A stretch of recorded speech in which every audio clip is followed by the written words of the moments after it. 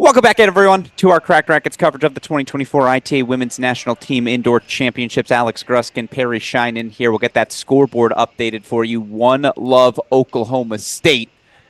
Decisive victories at the 1 and 2 double spots. But Perry Shinen, that was a comprehensive Pokes doubles point. They were up from the start on all three positions. They never let up. Really impressive stuff. I mean, we didn't really blink before they were up 4-2 on all three courts, and then we're able to close it out. And I do feel like for Michigan, it wasn't a bad doubles point. It was just not aggressive enough. And that's how you feel when you're playing a bit of a higher level team on the doubles court. I don't think that Oklahoma State necessarily played out of their mind in that doubles point. That's kind of how we've been seeing them take care of business to start off these team matches and then roll into singles with that momentum. So right now, it will be up to Michigan to really establish themselves across all 6 courts in these first 3 games. These are perhaps 3 of the most important games, I would argue, in this overall team match after Michigan drops that doubles point. Absolutely. Again, it will be a fascinating opening 30 minutes of singles.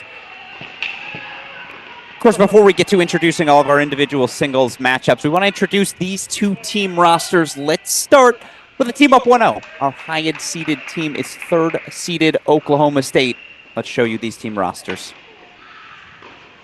Raquel González, Valencia, Spain, sophomore. Lucia Peire, Las Flores, Argentina, sophomore. Ayumi Miyamura, Chiba, Japan, grad student. Kristina Novak, Radolica, Slovenia, grad student. Obi Kajuru, Tokyo, Japan, junior. Amber Hochstetter, Wynot, Illinois, junior. Anastasia Komar, junior, Minsk, Belarus. Sophia Carrington, Florida, USA, graduate student.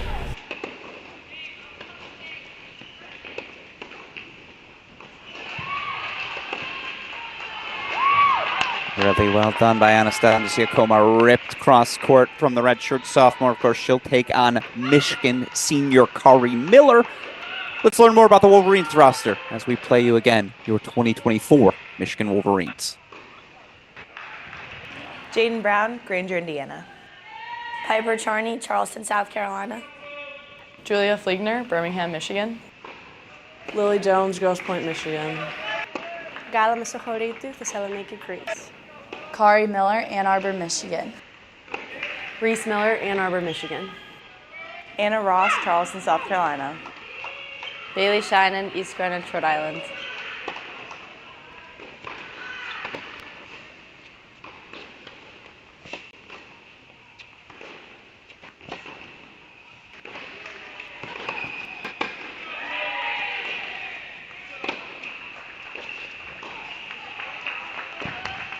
It's a straight rematch from their matchup between these 2 teams again, all the way back January 19th.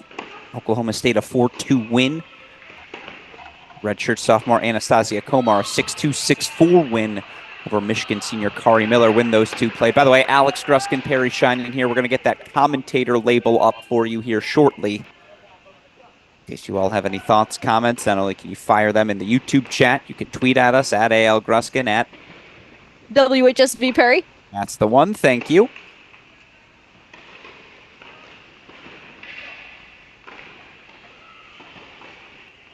I'll take the complaints. Gruskin can take the compliments.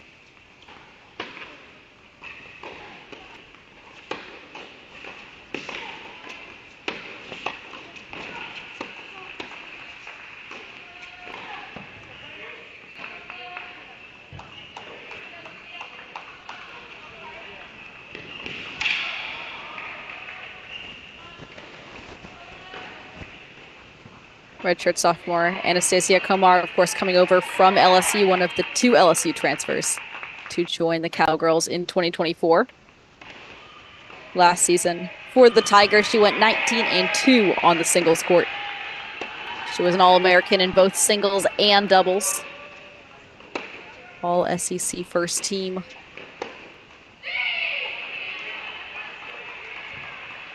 Meanwhile, Kari Miller last year did not have too shabby of a year for the Wolverines, reaching the quarterfinals of the NCAA individual championships.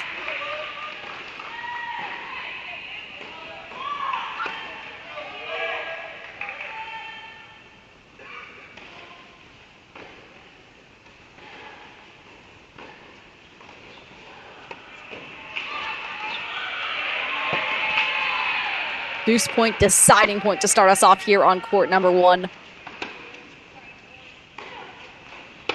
A huge momentum point here for Miller, especially after dropping such a lopsided point to Komar in doubles.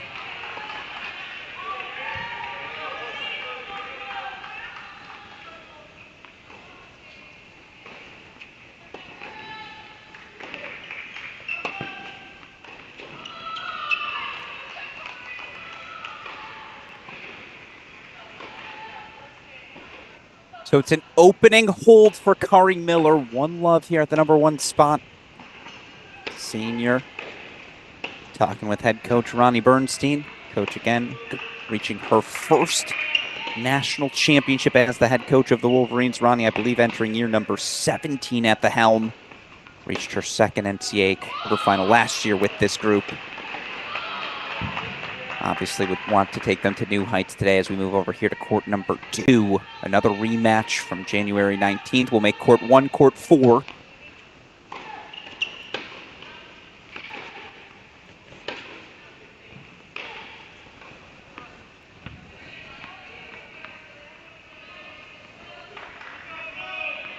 As here on court number 2, the transfer Obi Kajuru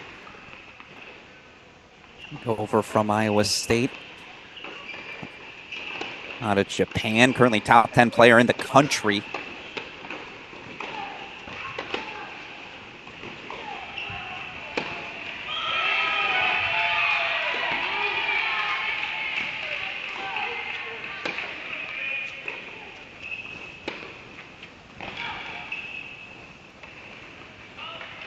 The way that Kajuru just throws herself into that forehand, the load and unload, absolutely picture perfect there on that forehand side.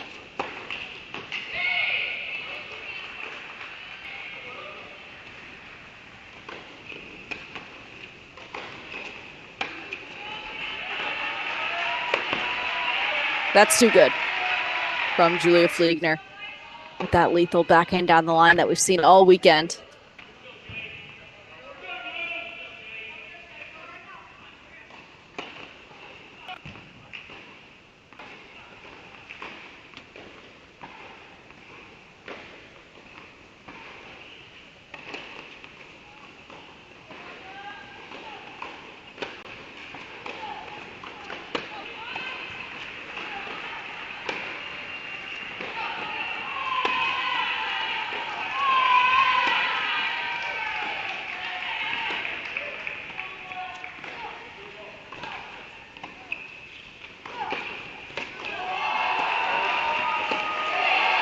That's beautiful from Julia Fliegner.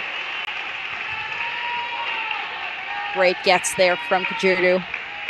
Dipping it down to the Fliegner feet, but she is there. Federer-esque like pickup.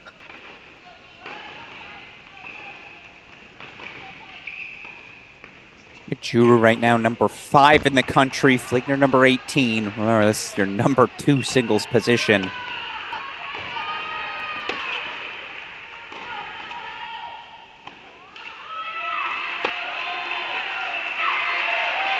A reminder, this was also a match won decisively by Julia Fliegner when these two faced off in January. A 4-2 win for the junior. Early deciding point as she tries to get the break back.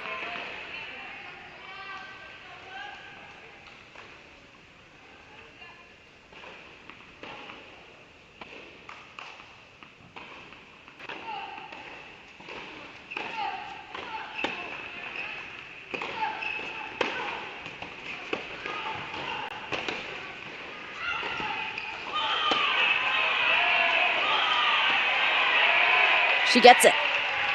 Obi Kajuru now up 3-love for Oklahoma State here on court number 2. And a reminder about Kajuru, we saw her with a different team last season. Another transfer here into the Cowgirls program. As we go to 3, again introducing our lineups here. We'll bring you over to court 5 in lieu of court 2 as well. Here it's lineup change for the Wolverines. 2 of them actually swaps in today's lineups.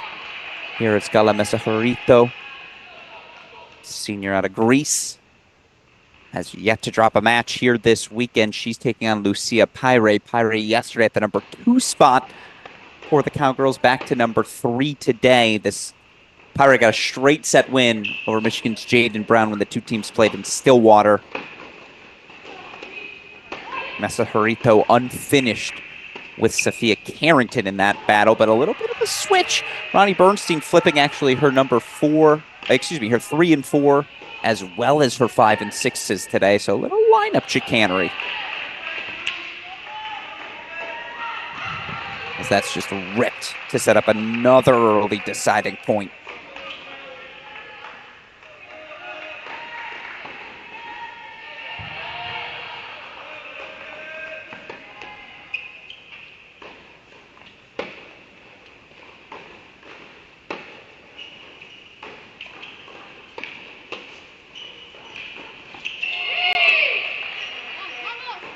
So Lucia Pyre, also a 3-love lead for the Cowgirls. Pyre has been excellent since coming to Stillwater. She is a sophomore now, had a stellar freshman season as well. As we head to 4, continue our intros here. Again, we'll make court 3, court 6, and then we can start scoreboard hopping after we introduce these final battles. Here on 4 again, senior Jaden Brown. This is encouraging.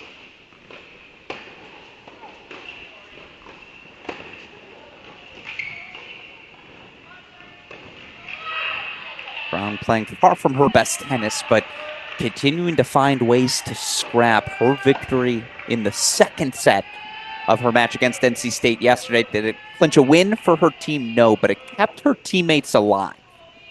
In a lot of ways, she was the MVP from yesterday for the Wolverines, I would say, momentum-wise. The way that she stayed out there, continued to put scoreboard pressure on her opponents.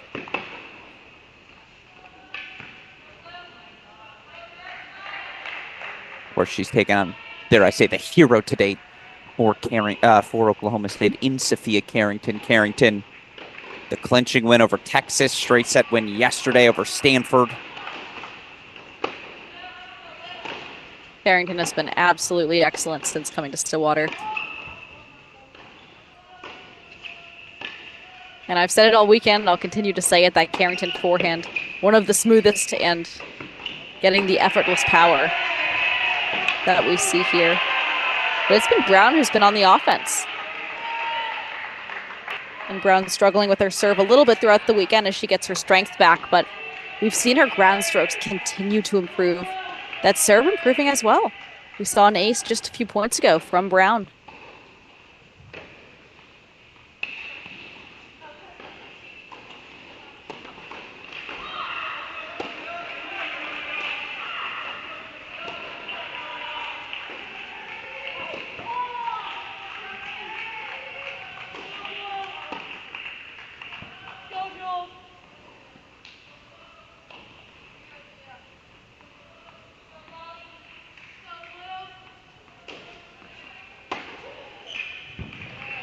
It's ridiculous. That's the forehand. Carrington swinging so decisively all weekend, all season long. Breakpoint chances. Get back on serve early on 4.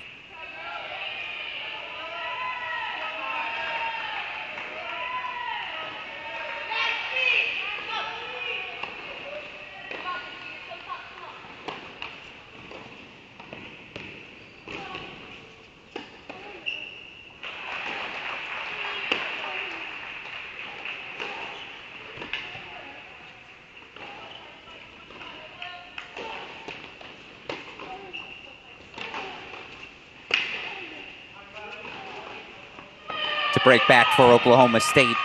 Back on serve 2-1 early on 4. Let's go over to 5 if we can. Let's make camera on court number 4. Our camera for court number 3, please. Actually, let's make it not 3. Let's make it 2. Let's make it 2 where Obi Kajuru racing towards a first set.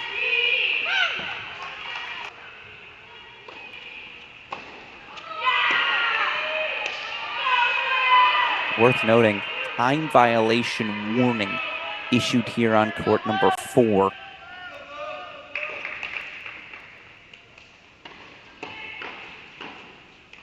You don't see that a lot. I'll say this. Coach Jaime Sanchez Cañamares, he likes to get his words in with his players. And I think that was a little message from the chair umpire of, hey, All right, let's relax here early. We're 6 minutes in.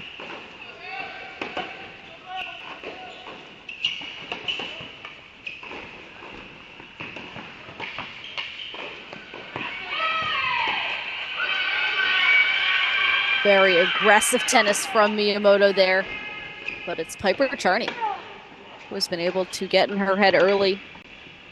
Again, this Charney-Miyamoto matchup is actually really interesting because we saw Miyamoto yesterday take down 2023 Junior U.S. Open champion Catherine Hoy in 3 sets, and that was a match that Miyamoto had time. Here with Piper Charney, you never quite know what's coming off Charney's racket. So maybe rushing Miyamoto early, making her feel like she has to get that ball extra deep so Charney doesn't have time to use that variety, use those slices and angles that make her such a tough opponent.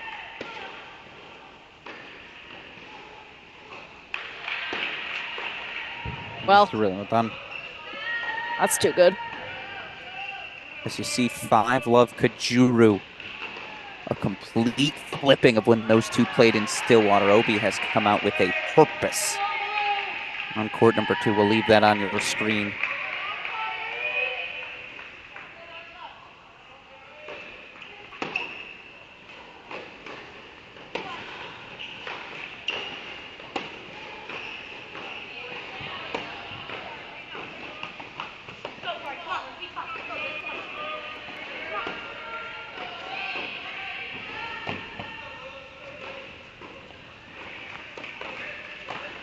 Break points, 3 of them coming up.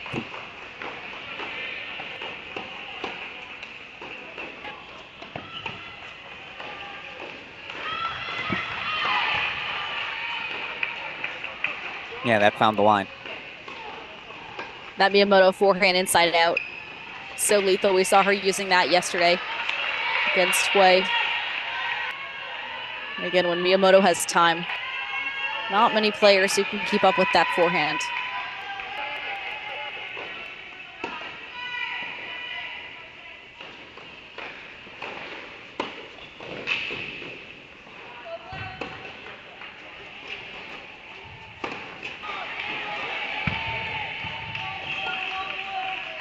That'll work. Charney breaks 4-love Wolverines. Let's quickly pop over to 6. Once again, right now, Lily Jones down a break, taking on 5th-year Christina Novak. Again, Jones has been at the 5 spot all week for the Wolverines. She's 3-0 there. Obviously, something matchup-wise, Coach Bernstein didn't want to see that Jones-Miyamoto battle again. Makes sense. A lot of similarities between those two. Yes, absolutely. Of course, 5th-year Christina Novak played number 1 singles last season for the Cowgirls. The Slovakian, so solid. Slovakian, Slovenian. One of the Slavs. And she was Slovenia, excuse me. Batting 500, yes, at that number 1 spot. But out of those, she got multiple ranked singles wins. But seeing her now here down at number 6, it must just feel like a different world in a way to go from 1 to 6 on the same team without even transferring. That's just the amount of depth that head coach Chris Young has brought into this Cowgirl program.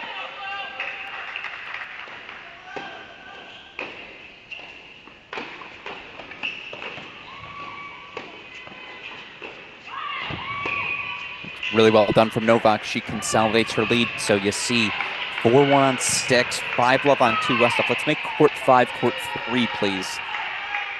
Cowgirls pretty quickly off to a path of victory. By the way, we're going to put court 2 in the big screen now.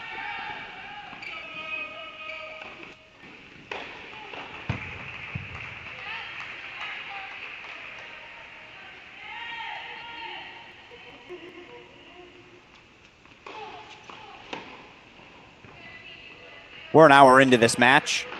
Hour 4 minutes to be exact. We got started about a minute early. It is already set point Cowgirls here in singles. Definitive start from the Pokes.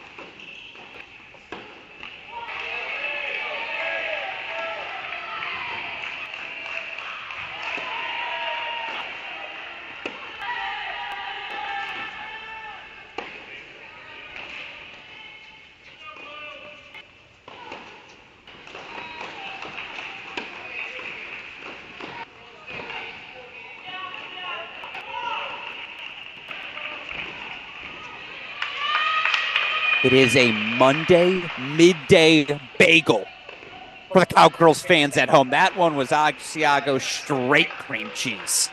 6 Love Kajuru. What a bounce back from the junior. Again, took a straight set loss to Fliegner in Stillwater. She hasn't lost a game yet today. 6 Love. Let's go to court number 6, please, in our big screen. Other lopsided set. It's a Wolverine lead on 5, so that's what we're going to replace court 2 with. Alex Ruskin, Perry Shinen here. We're an hour into our match. Dare I say, it's been all Oklahoma State from the start. At one point, there were breaks on all 3 courts in doubles. Oklahoma State, just the more aggressive, battle-tested team, it feels like. And Gruskin, I feel like there's no other team that is as battle-tested right now as Oklahoma State with the way that head coach Chris Young has scheduled his program. I'd argue maybe Michigan. They're in this national final, too. They've played this Oklahoma State team. They've played Oklahoma.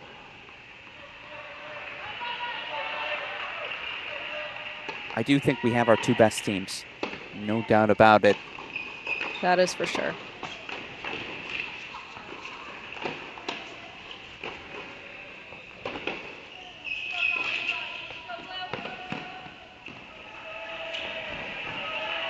So Lily Jones hold for 2-4. Gap narrowed. Ooh, can we quickly go to 3, please, West Stuff? Excuse me, 4. Quick jump to 4. To court 4.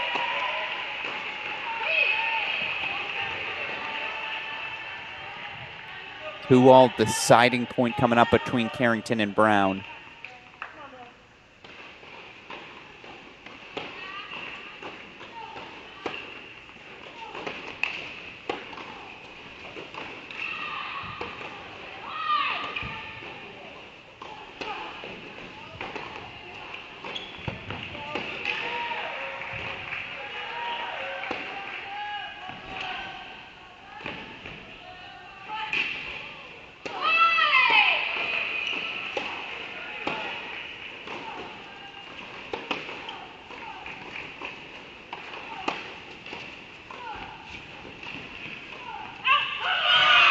This point feels like everything's got to have. Again, Oklahoma State has come out swinging. Remember, they only need 3 singles victories. Wolverine's going to need to find 4. It's a hold for 3-2. Let's go to 6, please. Court number 6.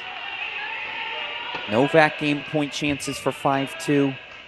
Let's make court number 4, court 3, please, as again, Lucia Pyre all over Gala Mesaharito right now. 4-1 double break lead.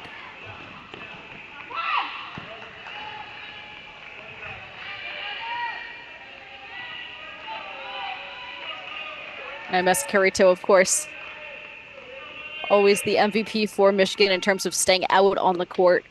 Her total number of hours on the court during these matches. I would love to see that stat, as even if she drops the first set, she's never truly out of a match. Has come in clutch for Michigan more times than I can count.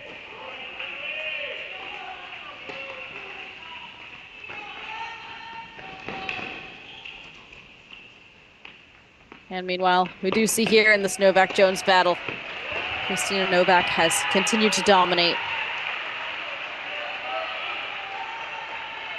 Jones also has had a stellar weekend here in Seattle for the Wolverines, playing excellent tennis at the lower end of the lineup.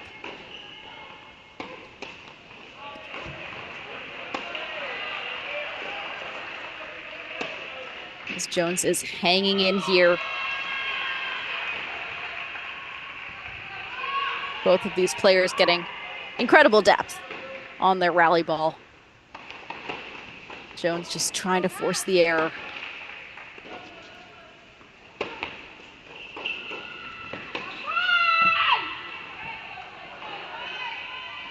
So it's 5-2 for Christina Novak on court number 6. Let's hold Dosido back over to 5.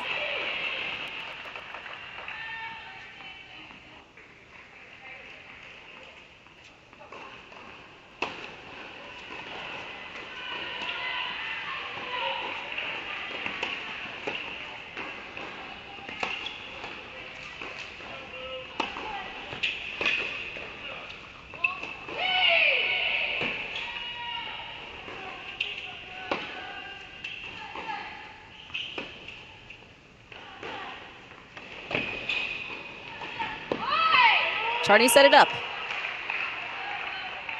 Good aggression from the freshman, but it is Ayumi Miyamoto.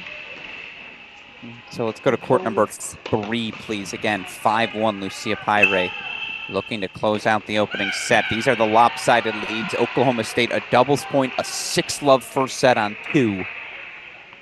You see your pathway already. 2, 3, 6.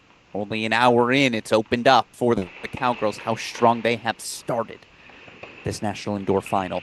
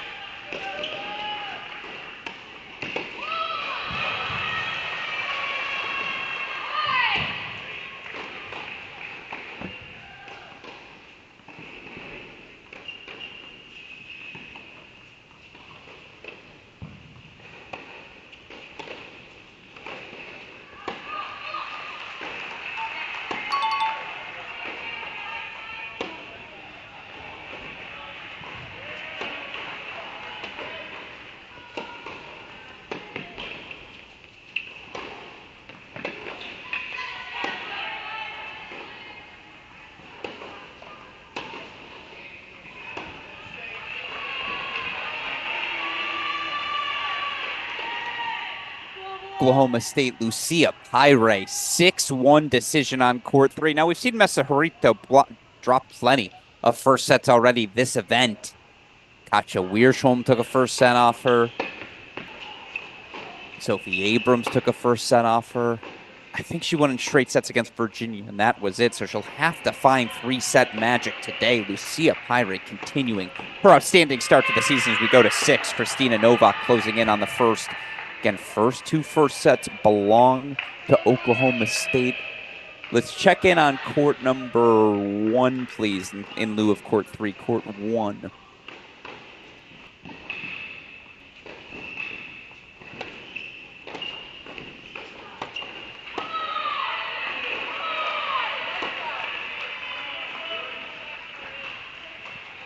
Set point here for Novak.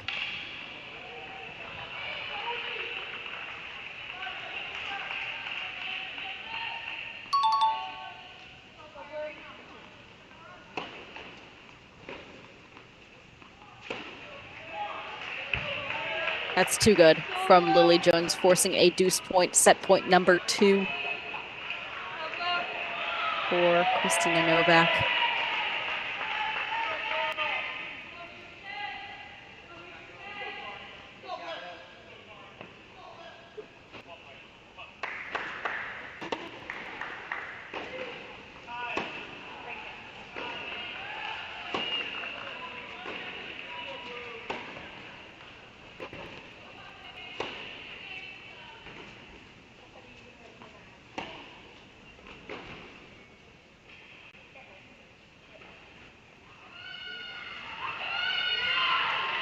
It's a first set again, so the pathway is there. 1, 3, 6. First sets to Oklahoma State. 3 first sets remaining. We'll make court 6, court number 4, and take us over to 5, please, as Piper Charney tries to get at least something going for the Michigan Wolverines. But right now it is one-way traffic, Perry Shinen. All Oklahoma State folks. So impressive.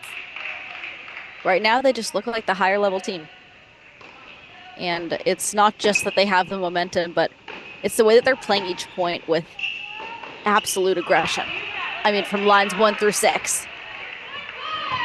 Michigan, I feel, is not playing badly. Wolverines battling as they always do across these lines, but at the end of the day, it's been all Oklahoma State in these first sets.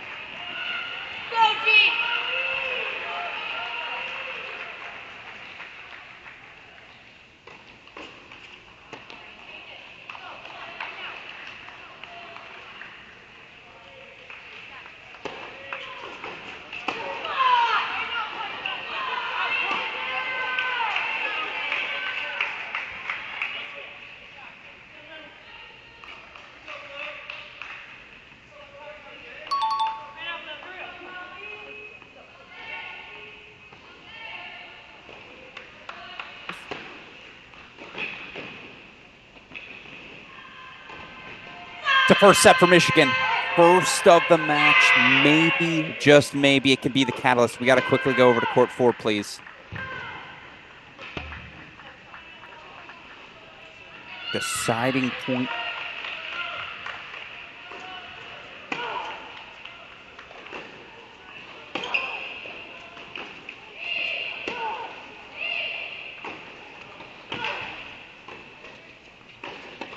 That combination is just lethal. Inside out, inside in. Carrington has executed it to perfection so far this weekend. Holds for 4 all, take us to 1, where again, Kari Miller serving for a must-have set for the Wolverines. If you can also make court 5, court 2, it is 6-love, 3-love, 30-love for Oklahoma State's Obi Kajuru. The junior has dominant from the start. We were talking about Julia Fliegner throughout this tournament and how she's really improved that forehand side. She's been able to flatten it out a lot more in 2024. But it has not been enough today. As Kajuru has rolled.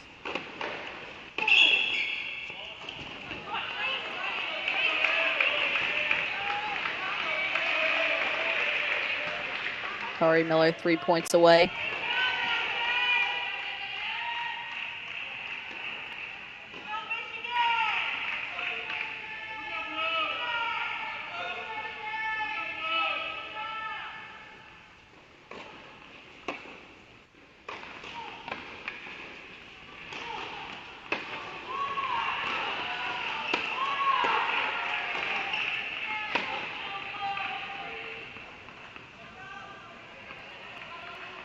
.2 points away. Miller again, the NCAA quarterfinalist in the individual event last season. We have seen her push some excellent players this tournament.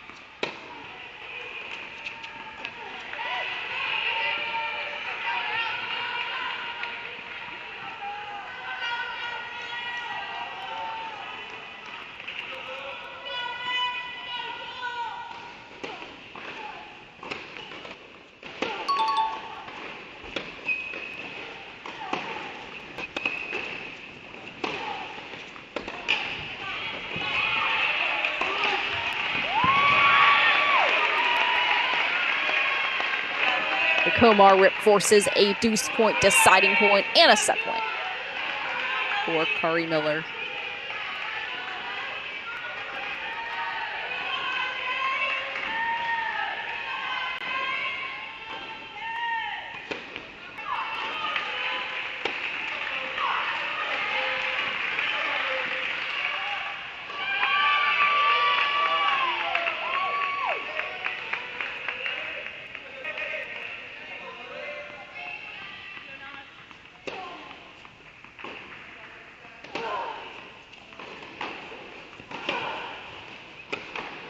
So a double fault keeps Komar in the first set, 5-4. Miller leads on 1. Let's go to 2, please, in our big screen now. Put 2 there immediately.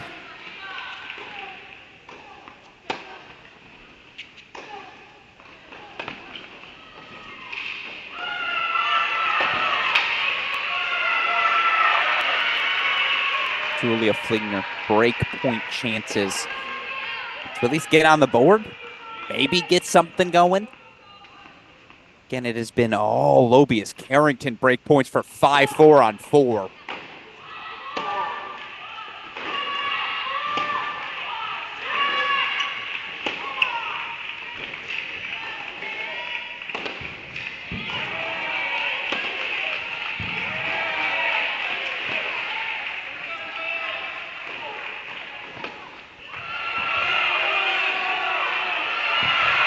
Let's go to 4, please. Fliegner gets on the board, but it is a deciding point, a pivotal one. Only first set that belongs to the Wolverines coming on court number 5, though for what it's worth, Mesa Harito down a set, up a break, of course, in the second.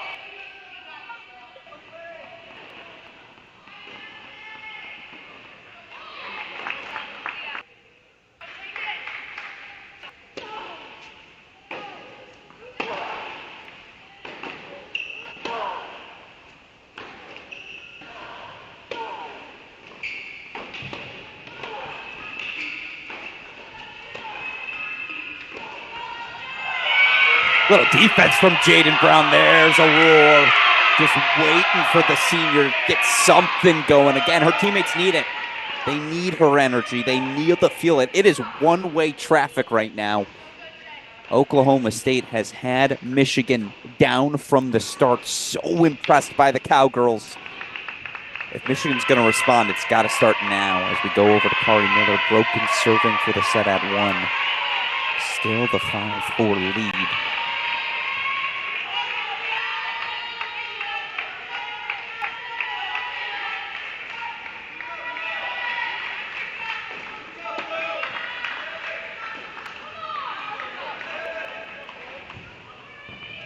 Kari Miller 2 points away here in this must-have first set for the Wolverines, who now lead 5-4 on courts 1 and 4.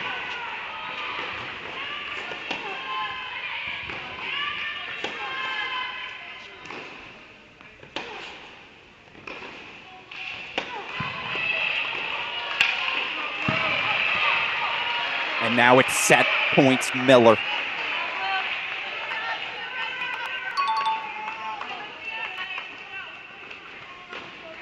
Was a straight set win again for Anastasia Komar, the number 17 player in the country, when she faced off against number 9, Kari Miller in Stillwater.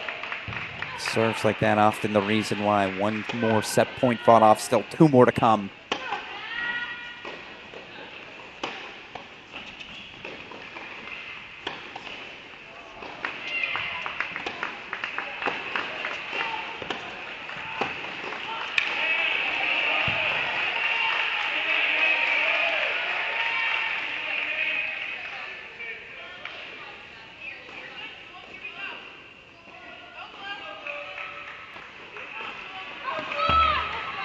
Maybe that's something.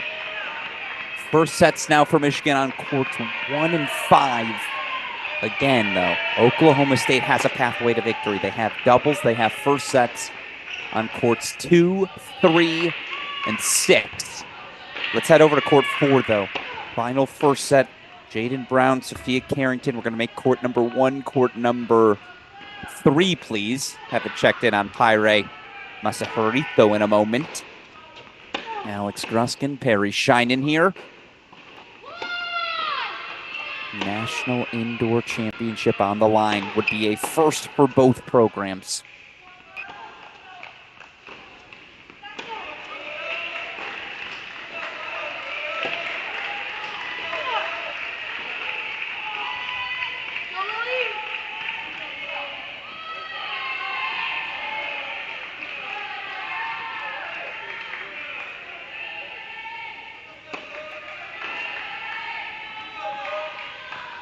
And again, Carrington with that serve +1 combo.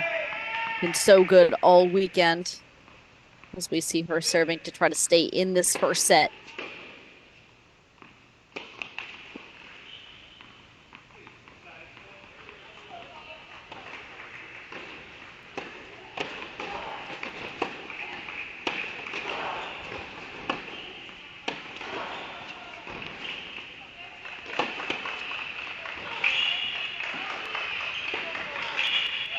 And there it is, that short forehand. It's not coming back if Carrington sees that.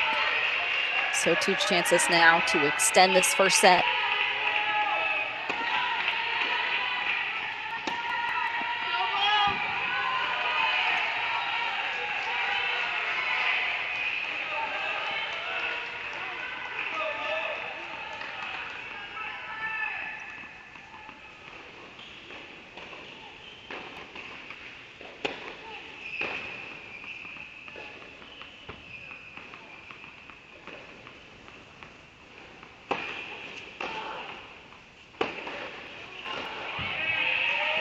That sails wide, so it's set point for Jaden Brown and the Wolverines on court number 4.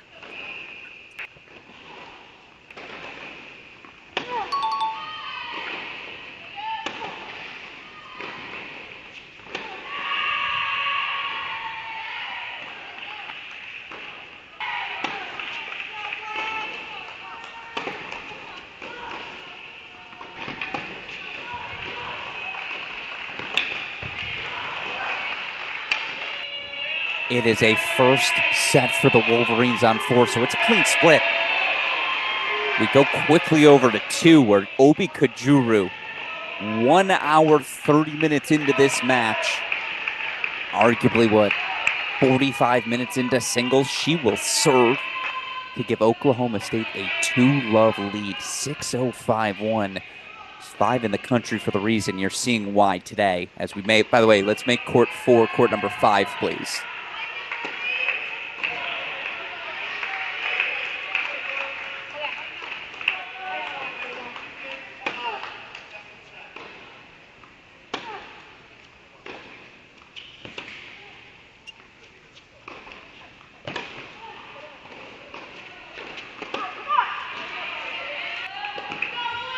That's overruled.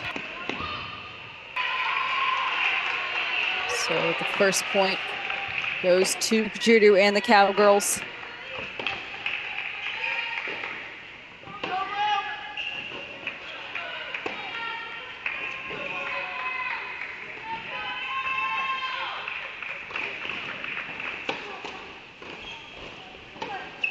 That one just wide on the return, so Kajudo now 2 points away from making it 2-love Oklahoma State.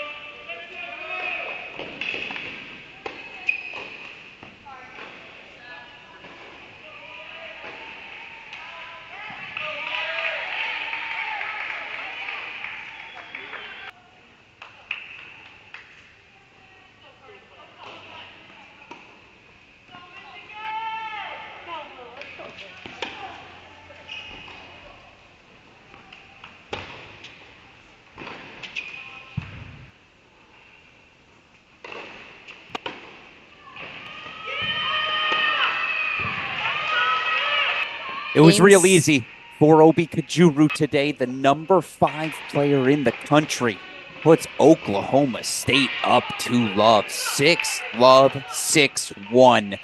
Impressive stuff from the junior. But guess what? That Piper Charney 6-3, 3-love lead on 5. Those are our only straightforward matches. Let's go over to 3, where you see Gala Mesa Jarito down a set, but 4-love lead here in the third. If you can, Westoff, let's make court number 2, court 5. No, you have court 6, excuse me. Court 2 becomes court 6 as well. As yes, Oklahoma State now up 2-love overall. We'll update that scoreboard for you. But look at this. Michigan starting to make moves back. And so, Perry, I think the question is, hour and a half in, is the lead that Oklahoma State built, is it big enough to withstand this pushback? Again, Oklahoma State, if you're just joining us, doubles first sets on courts 2, 3, and 6. Here come the Wolverines, though, Perry. Now we get a match. I'm ready for it. I'm ready for this to heat up, and I feel like with Gala Mesa Jarito, of course. As we go to 6, sorry. We saw her drop that first set, and she's back. 1 game away from taking the second. in less than the amount of time that it took her to drop that first. So Mesicarito, never one to count out on the court, no matter what line she was playing. Of course, she got moved up from 4 to 3. She was excellent at 4 all weekend. As we go back to 5 here on the changeover. We are, yeah, and we're in this third set yet again.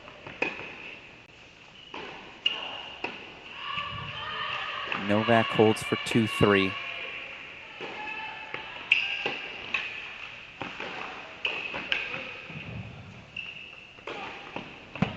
But man, has Piper Charney been impressive again. The freshman hasn't lost a match this weekend. Wins over Cal. Wins over Cal. That was the clinch. Win over Virginia. I think she got a win yesterday as well. So 3-0 overall. Now up to the number 5 spot today. Look at the part of it.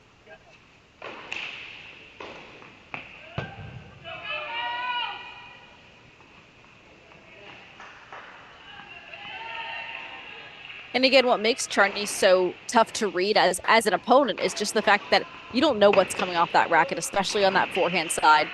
She goes between drop shotting and hitting that forehand through the court, does that effortlessly. Hides that drop shot so well.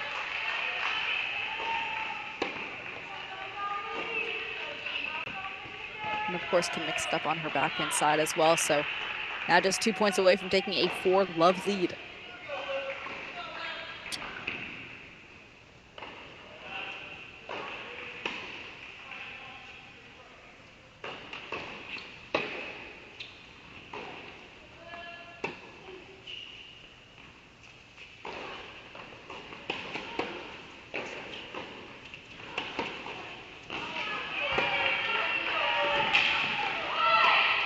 And that's the Miyamoto aggression that we saw yesterday against Stanford. She has not really had the chance to do that today.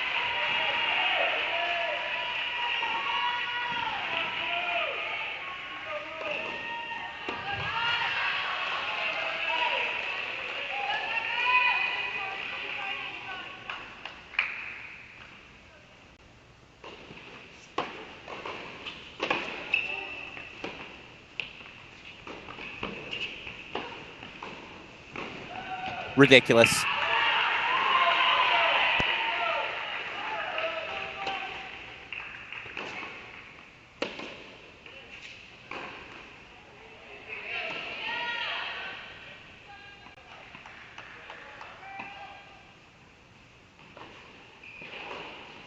Piper Charney, a top 5 recruit in the nation.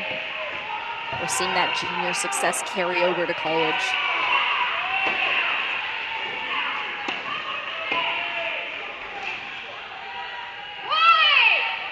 Had to have. But you're absolutely right. She's just been in rhythm.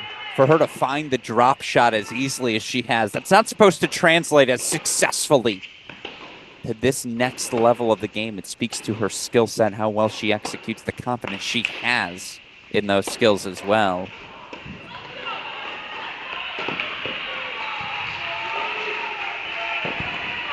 Huge serve +1. That Piper Charney serve down the tee on the ad side. It's been huge all weekend. As we head over to 6.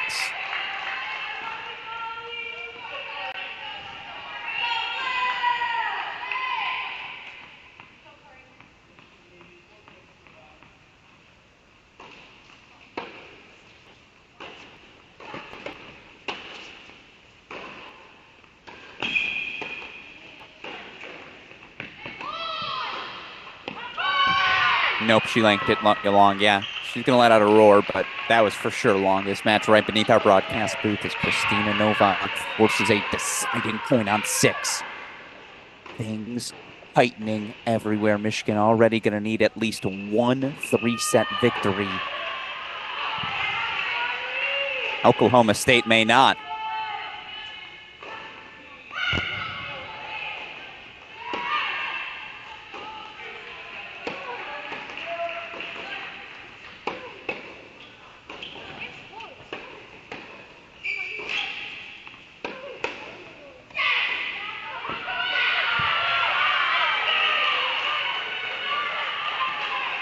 now. Set point for Gala Messacarito on court number 3. Good eye by you as Novak does break back. Let's go to it. Court 3, please.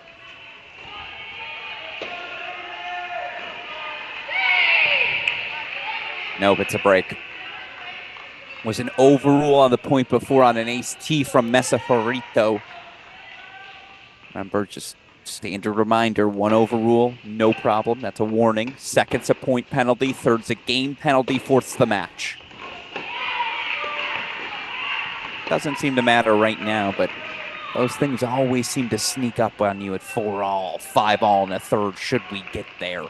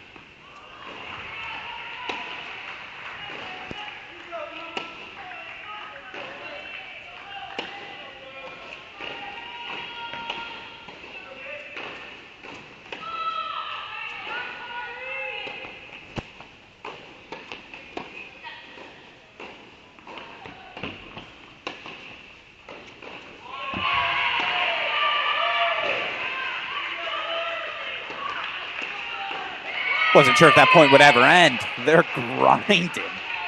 As Lucia Pire, you see, not much you can say on the bench other than good point. Messacarito still that 5-1 lead. Messacarito uses her legs so well on forehand and backhand, really getting that power from the ground. She's very still when she hits the ball. Even in moments of tension, that's helped her. Of course, in a number of third set tie breaks that we've seen her pull out for the Wolverines, not only over the years, but in 2024.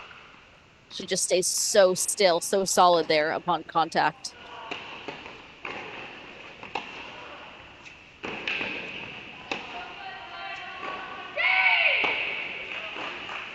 So Pyre now, chance to reel off 2 games in a row from down 5-love, 2-5-2 here, if she can hold.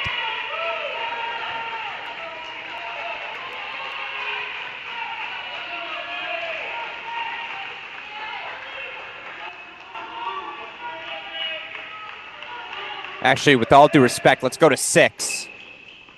Messacarito has the big lead, so we'll keep checking in on it, but this is a pivotal break point back for Lily Jones. Again, Michigan's got to force a deciding set somewhere, otherwise this match could be over in the next 30 minutes.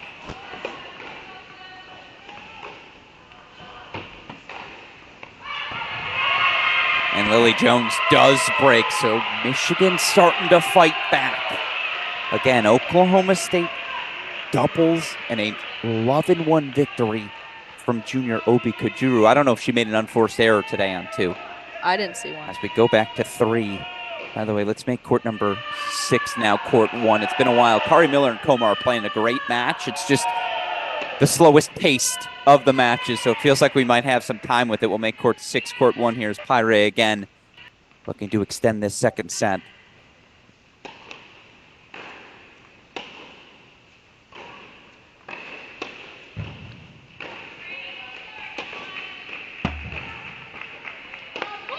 Nope, that sails long, so Lucia Pyre does hold the sophomore at the set, but down 2-5.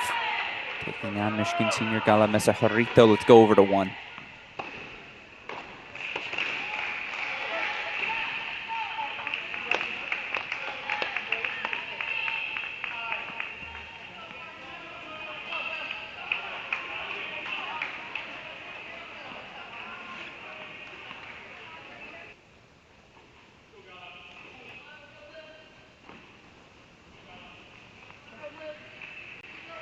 So 2-all here on court number 1. as Miller serves to keep the momentum. And again, crucial momentum moment here on one, as we do see energy carry over from the top of the lineup, of course, throughout all of the courts here at Nordstrom Tennis Center. If Kari Miller wants to help the Wolverines keep some hope here in this battle, as we see her take the opening point.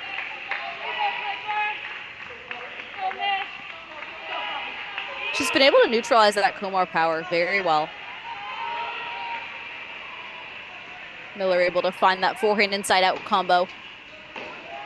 That inside-out, then that ankle breaker inside-out again. That has worked very well against Komar.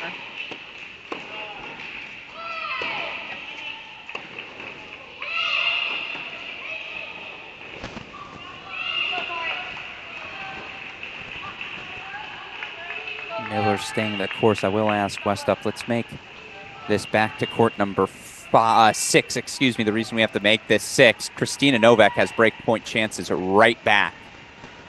They're just trading breaks at this number 6 position. Par for the course, I suppose.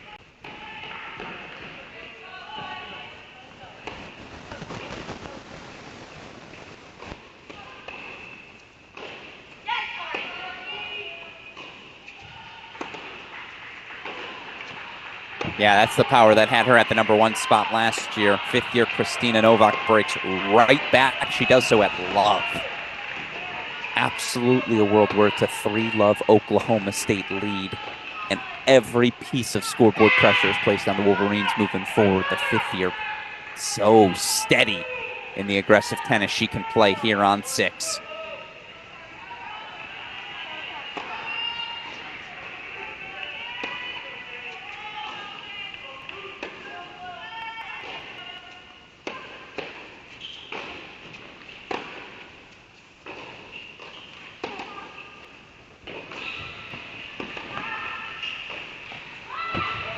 That's big, that 1-2 punch from Kristina Novak, as she has taken that momentum right back from Jones. Jones, of course, battling so hard, been clutch for the Wolverines all season, all throughout her standout freshman season as well. But we just see Novak using that experience, using that 5 years of college tennis experience. So it's an ankle breaker on 6. Novak just 2 points away from a lead, from down 4-3 to now potentially up 5-4. That would be big momentum swing in the favor of the Cowgirls. But meanwhile, we do see freshman Piper Charney. Freshman phenom looking to close it out, up 5-1 now. A set in 5-1 against Ayumi Miyamoto. Take me to 3, Westup. From 5-love up, Gala Mesahurito now faces more break points.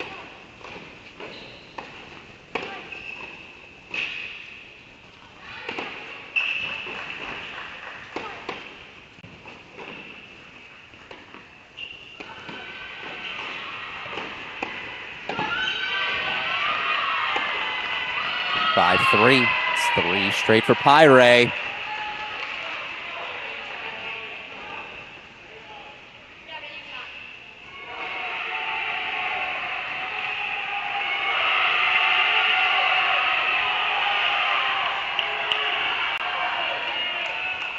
Let the record show this exact same thing happened to Mesahurito in the Cal match round of 16. She went up 5-1 on Katja Wiersholm. Wiersholm ended up serving for that set, up 6-5 in the second.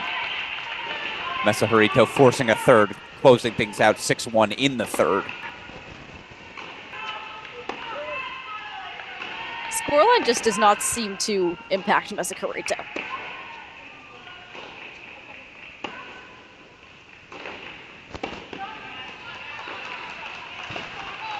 Just missed. That ball's coming in low and high. Off the rack of Lucia Pyre. By the way, break for Jaden Brown, 6-4, 3-1. She now leads on 6. So with Novak holding for 5-4, take me to 4, court 4, top left. Obviously, we'll get you back to court 6 on the other end of that changeover. We're going to make court 4 that top left screen, please.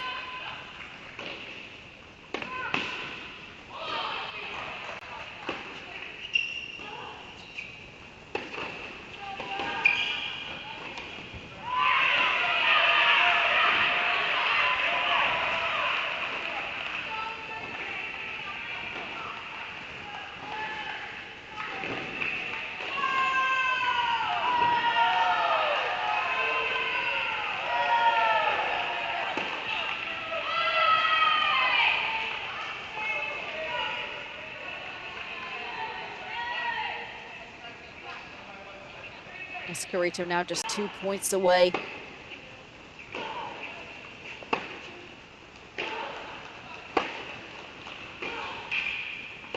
Mescarito, of course, who we saw anchoring down this Michigan lineup last season, often playing 5 for the Wolverines. Now up 3 spots. 1 season later, back at indoors. Stuff. Can you make court 5, court 6, please?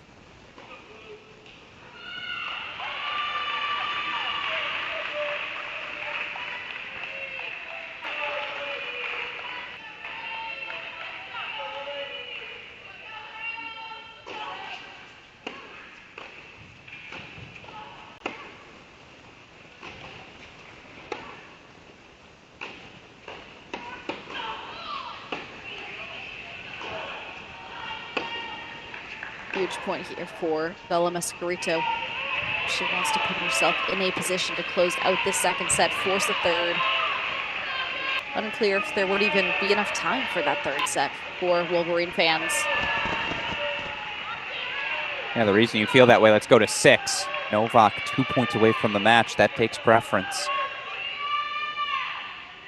By the way, if we can, all due respect to Jaden Brown, Sophia Carrington on 4. Can you take me to 5 where Piper Charney has begun her serving for the match service game?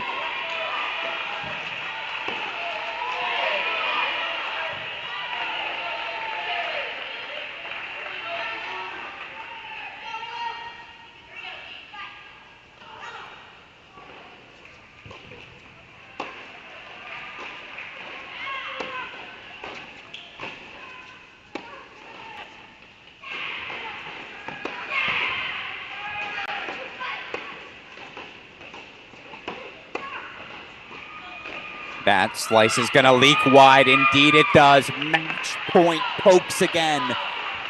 5th year Christina Novak's been the anchor. On our broadcast yesterday, head coach Chris Young said he thinks she's the best 6 singles player in the country. A chance to hand to Lily Jones her first loss of the weekend. Meanwhile, we have double match point on court number 5. And it is a win, so 3 love pokes as we quickly head over to 5.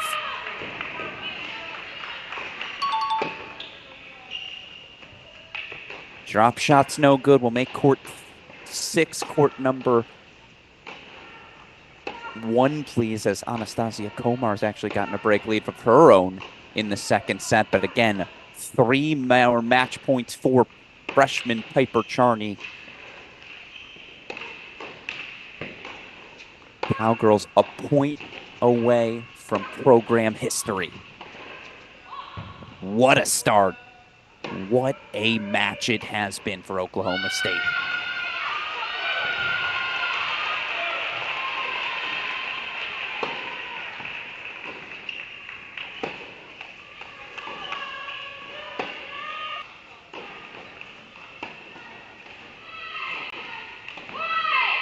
Miyamoto refusing to go away. 2 more match points here, though, for freshman phenom Piper Charney.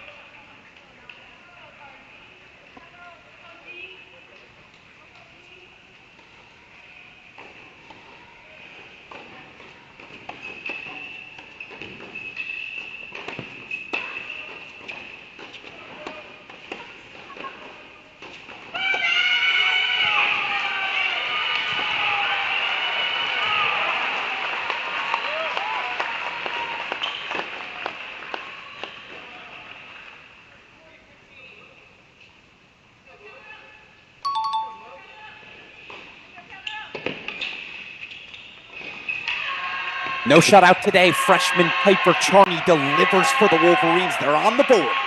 6-3, 6-2 win at the number 5 single spots. And here's the best part about this match finishing. We can show you everything the rest of the way. Mescarito forces the third the Wolverines need. Take me to court 4, please, as we'll put 1 in the big screen.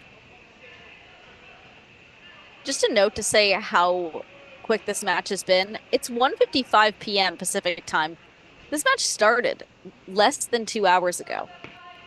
It's 3-1 on the board for Oklahoma State. Actually, Westhoff, let's go to the split screen. I apologize. I'll tell you as soon as that third set begins on court 3. The Michigan seniors, Kari Miller, Jaden Brown, taking on the LSU transfers. Sophia Carrington, the 5th year, Anastasia Komar, the redshirt sophomore, both coming over. 3-1 overall. We'll get that scoreboard updated, obviously, following the Piper Charney victory.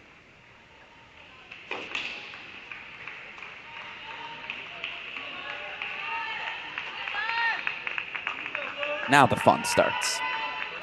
Who can get to the finish line?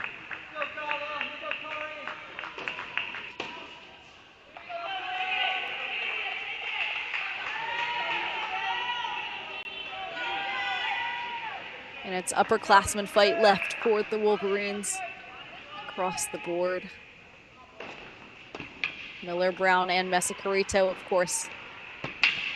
3 of the best for the Wolverines, well-seasoned, battle-tested. In fact, they're out of the chair on 3, so let's keep 4 in the big screen, please. 4 in the big screen. Jaden Brown setting a break lead. I'm not writing off Sophia Carrington. I've seen her do too many exceptional things over the course of this weekend. And friendly reminder, she was 7-5-4 love down in the quarters. Ask Charlotte Shavatapan how that match ended.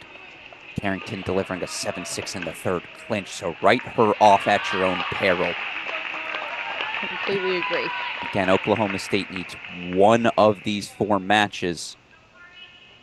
One of these 3 matches. I'll learn how to do math eventually.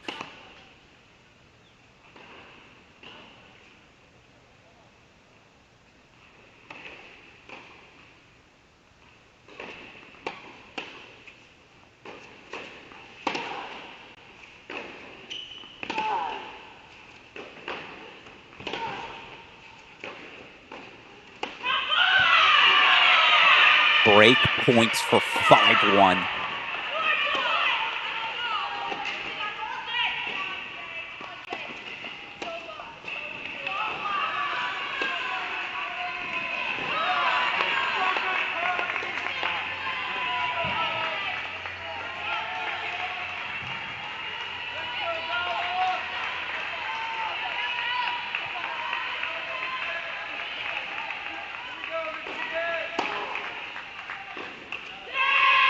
Jaden Brown breaks. She'll serve for the match at 4. That Jaden Brown serve has improved from last night to today. A little bit of improvement every day for Brown. Off-season shoulder surgery.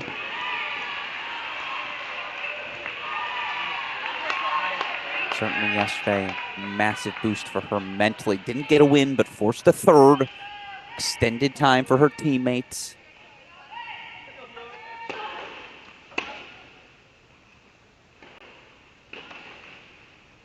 Meanwhile, Komar a chance here to go up 5-3 in this 2nd set, try to force a 3rd.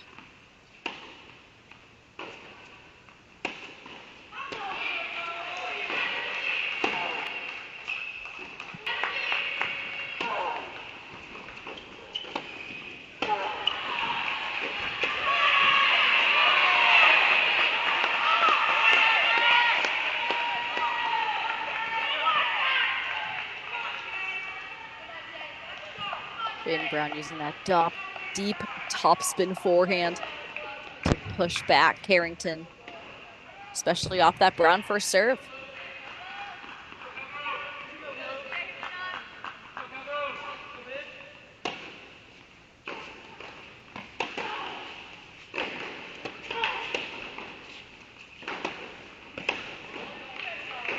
Forehand return too good though from Carrington, who takes that early, taking time away from Jaden Brown.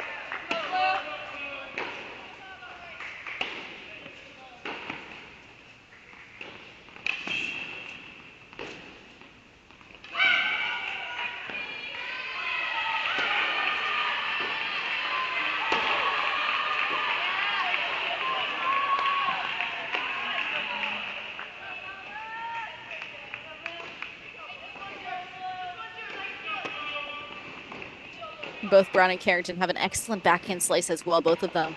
Always looking for that forehand side, though, so we see both of them hitting some forehands from near their backhand side alleys throughout this match.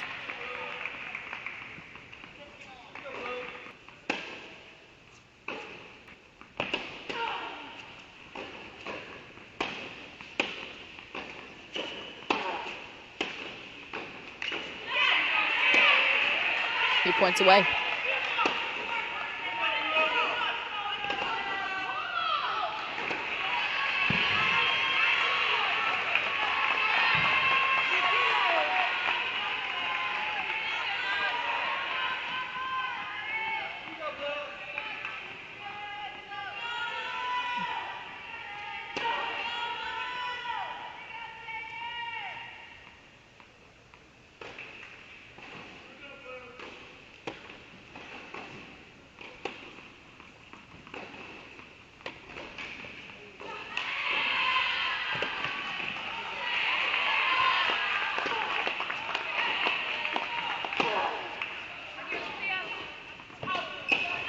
Match points coming up. 2 of them for the Michigan senior, Jaden Brown.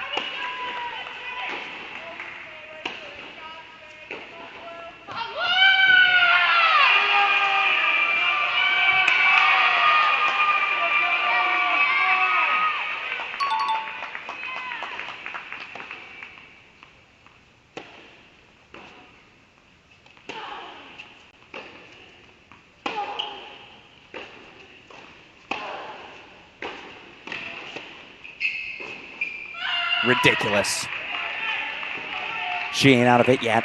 Carrington, fantastic 2-pass combo. Fights off match point number 1.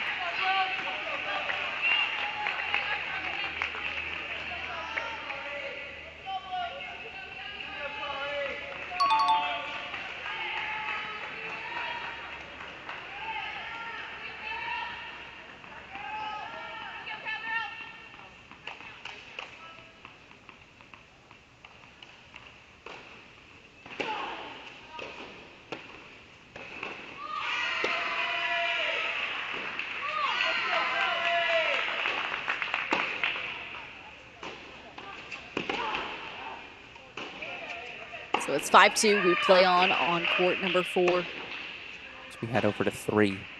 Mr. Harito actually broken in that opening service game. They'll fix the scoreboard here in a second. There we go. Mr. Harito wishes that Yeah. former score was the score. Her and Michigan fans everywhere. But again, who would you rather be right now? The answer is pretty clear. It's Oklahoma State. They get doubles, first sets on courts 2, 3, and 6. Michigan comes roaring back. Straight set win from freshman Piper Charney at 5. Mesa Harito is up 5-love. Ultimately, that's 6-3 second set. Miller Komar doing battle on 1. Jaden Brown a game away on 4. Still very competitive, but there's just no doubt you'd rather be Oklahoma State right now. I agree with that. Especially since you need one of the 3 matches still in progress. Michigan, of course, will need all 3.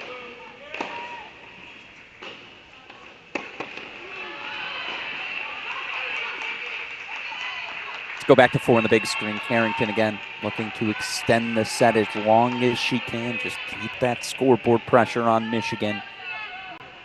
Say it one last time here, the 5th year.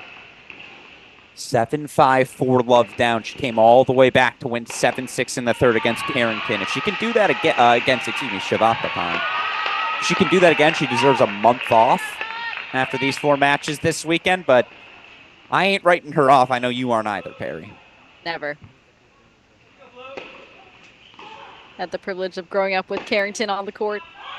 And I know that has been instilled in her. That fighting spirit since a young age. Coached by her father, Lex. Younger sister, Nora, of course. Played together with Carrington at LSU.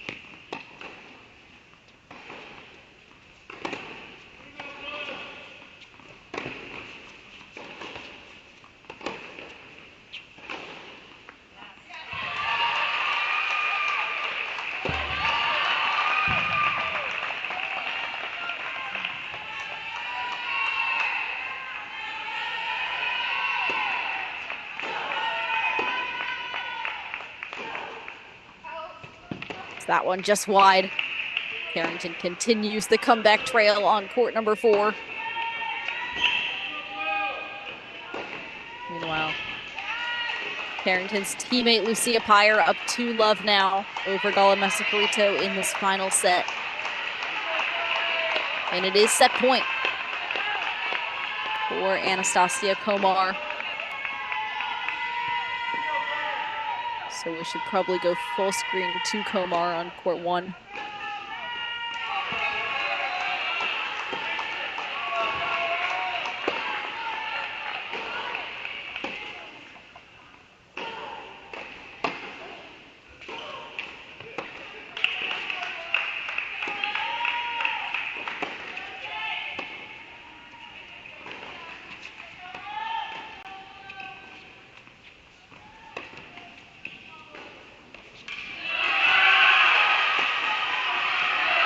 The redshirt sophomore battles back. We are headed to a third set on court number 1. Meanwhile, Carrington now chance to make it 5-3.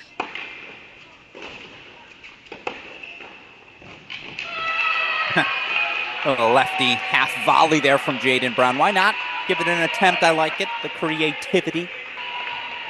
That's too good from Carrington. Keeps the fight alive. Extended again. 5-3 now. Jaden Brown, one more chance to serve for things.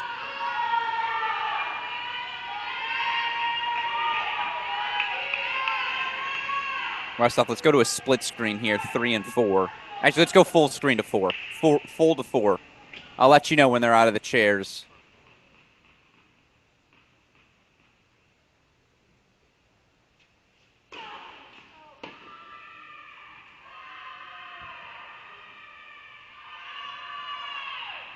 When you're as battle-tested as these two here on court number 4.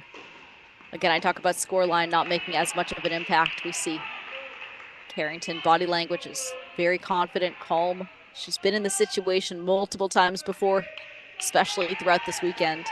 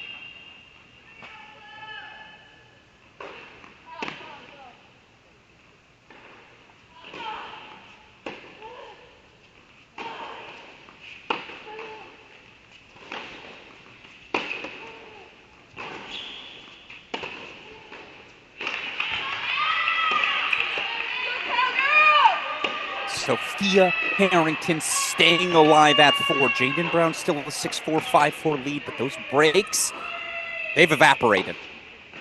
Back on serve in the second set on 4. Speaking of evaporated breaks, back on serve in the third set on 3. Let's put that in the big box now. There's a 2-love lead for Lucia Pyre. Hold and a break for Mesa Horito gets us to 2-all. Pyre again winning her first pro singles title over the past 7-8 months. Playing some of her best tennis of her career, no doubt. But again, if you're head coach Ronnie Bernstein, Gala has been in this position so many times. She'll ride with the senior every day of the week. And looking at Gala's stats in this situation, it's hard not to.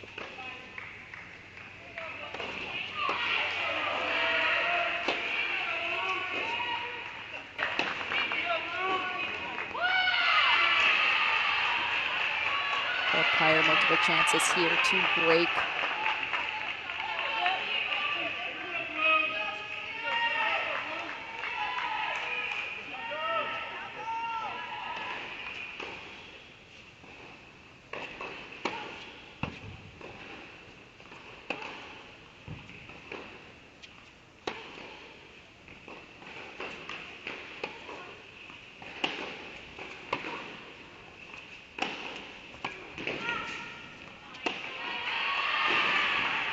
Jaden Brown now looking for a break to close out this match, putting another one on the Michigan scoreboard. Let's go back to 4 on the big screen. Have more time with these third sets, obviously, on 1 and 3.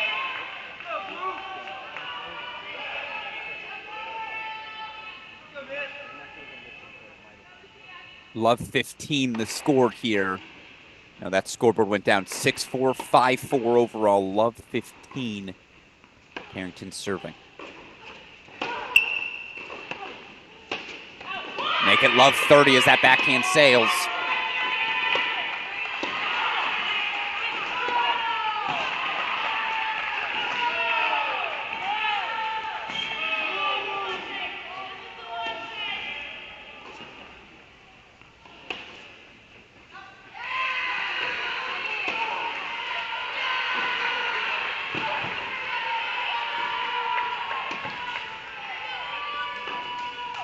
That's ridiculous. That is such a tough overhead to hit. Sky high, perfect lob from Jaden Brown. Down love 30, serving to stay alive. I don't know how you don't get shaky there. Ice in the veins. That has been Carrington all weekend here in Seattle. Yeah, you see the stress. I love that closing on 1. Look at Reese Miller, Piper Charney, the freshman, trying to stay giggly.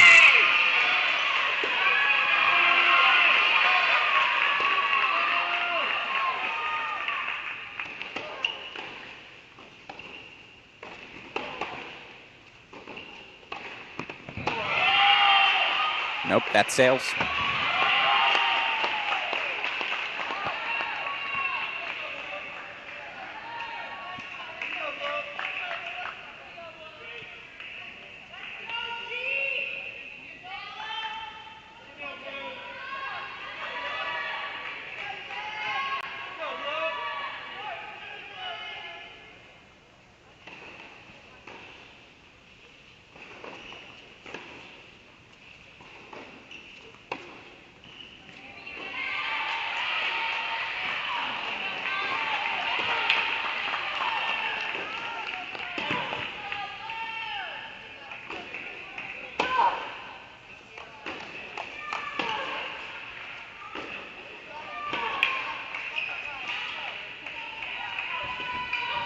Hauled wide, confirmed by the chair.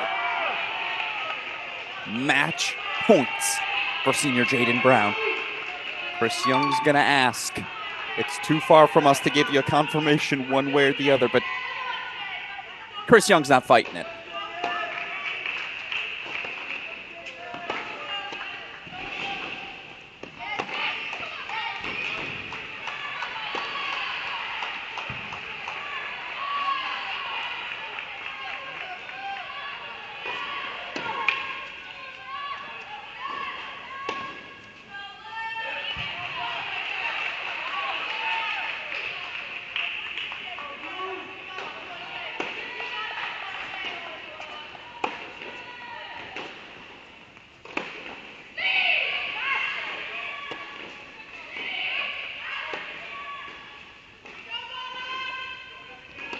Match point number 2 for Kari Miller.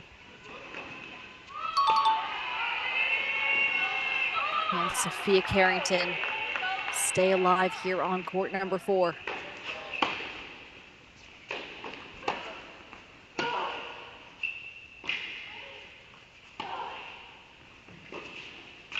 Absolutely ridiculous. 2 match points fought off from 5-2 down, now 5-all. Breaks Brown twice. Might have even been 5-1 down, excuse me. So impressive from the 5th year. It's just her event. And I'll tell you what, if Oklahoma State wins today, there's a most outstanding player trophy with Sophia Carrington's name on it. 5-all, second set on 4. Let's go over court number 3, please. Mesahorito, breakpoint chances right back. It's 15-40.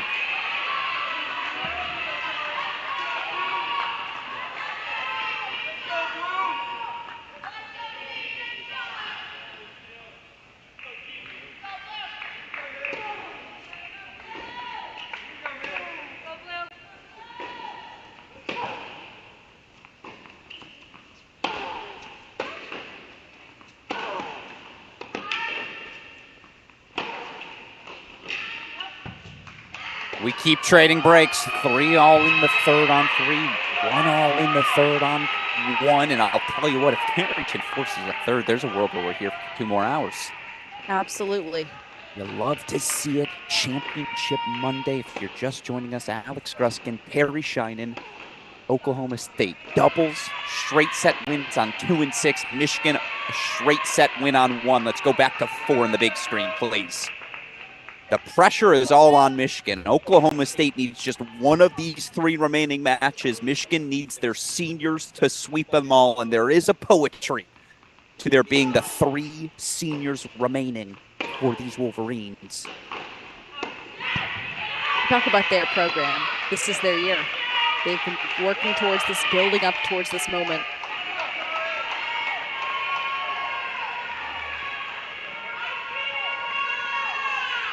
As we see, we are neck and neck. 1-all, 3-all, 5-all. All the sets across the courts, but the first set does belong to Jaden Brown here on court number 4.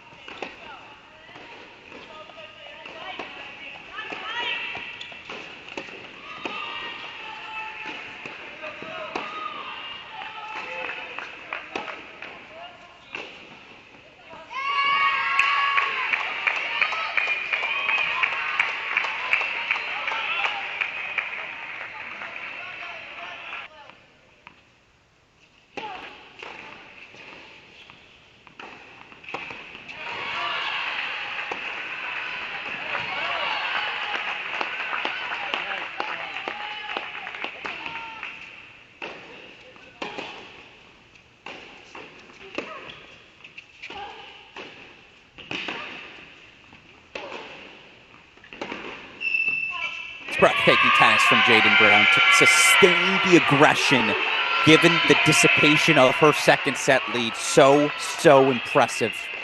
Breaks for 6-5. Let's go back to, Mesa Harito, 4-3 lead now on 3. Let's put 1 in the big screen. 4 and 3 won't matter if Anastasia Komar can get the job done.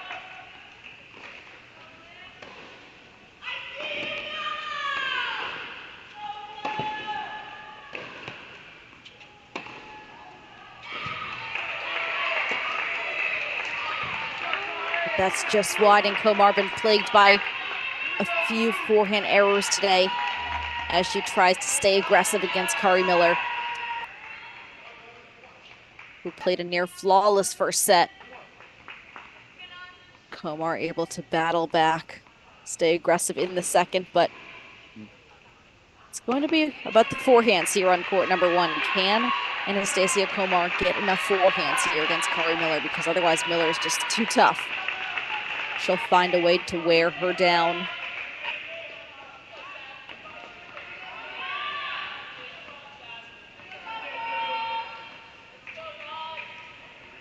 So on court 4, Carrington will serve again to stay in this match, which we have said a number of times this afternoon. All right, I agree.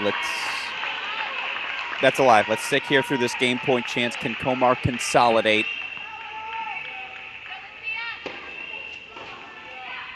First lead for Mesa Harito of the match now at 3 with her 4-3 lead on serve on 3.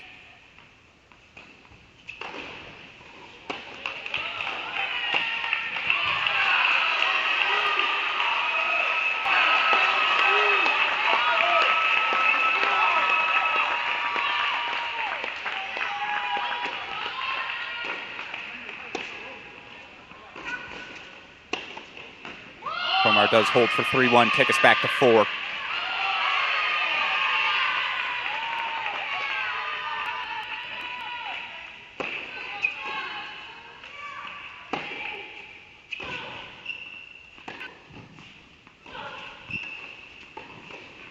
Yeah, that switch to the lefty flick, that's a Jaden Brown specialty.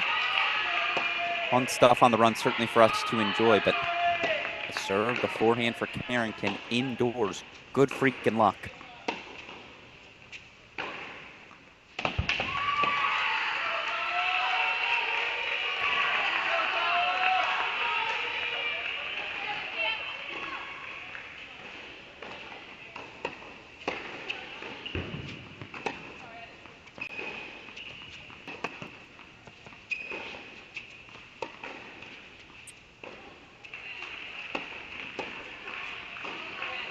Yeah, that one sailed on her just a little bit.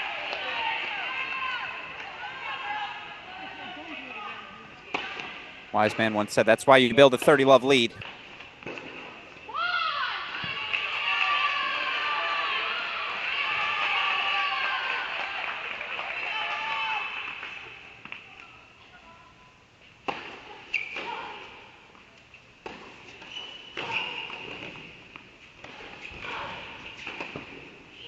The fact that Jane Brown got that back, that first volley, so excellent from Carrington. Both of these players really at peak offense and defense at this point in the match.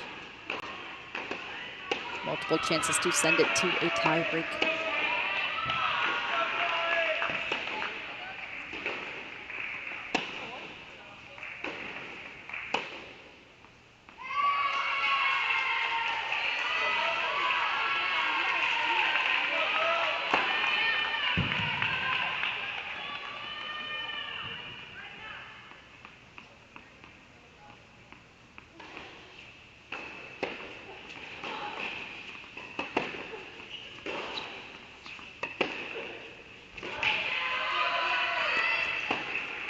Head to a breaker. From 5-1 down in the second set, Sophia Carrington, 5 of 6 games. First to 7, win by 2. Meanwhile, let's go quickly to 3, quickly to 3, quickly to 3. It's a Lucia Hyre double fault. 5-3 Mesa Harito. Michigan needs everything left. As Kari Miller holds for 2-3, still down a break in the third there. So look, you got pathways if you're an Oklahoma State fan. Any of these three, you capture one, you got your first national indoor title. If you're Michigan, I think this is where you'd want to be. Yes, you're down 3-1, so in that sense, no, but you've got your three seniors out on court. It's all you can ask for if you're Ronnie Bernstein. In terms of experience, absolutely.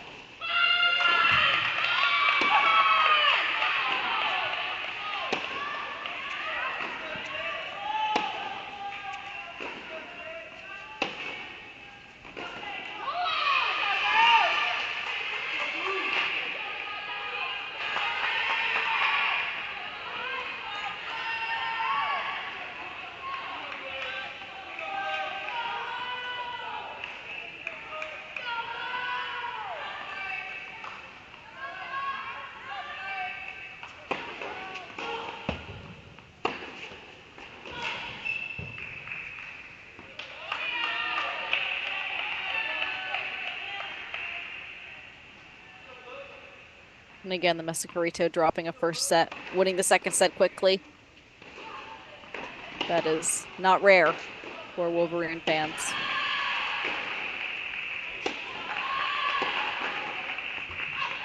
That's ice ridiculous. in the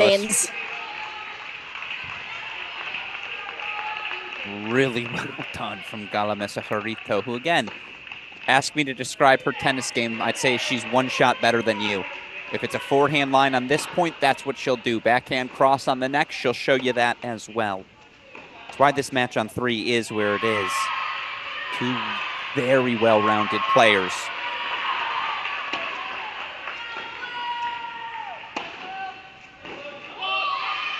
In fact, this is actually the scenario we forecasted on our preview podcast. We said if Gala Messacarito finishes her match, it means there's 3 sets somewhere. It means it's coming down to the finish, deciding sets, tiebreakers here and there. As you see on your screen, that's precisely what they have.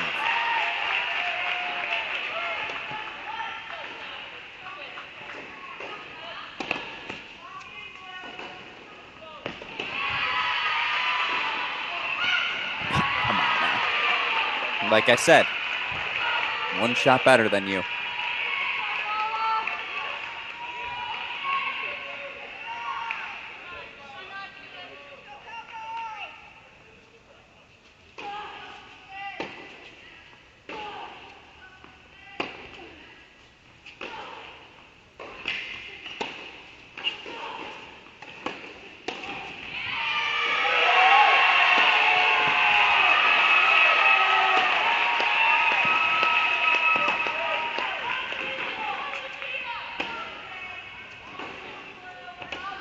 That sails long, break point chances back. Sia Pyre has been excellent on defense in this third set, but as Gruskin said, Messacarito able to step in on everything right now.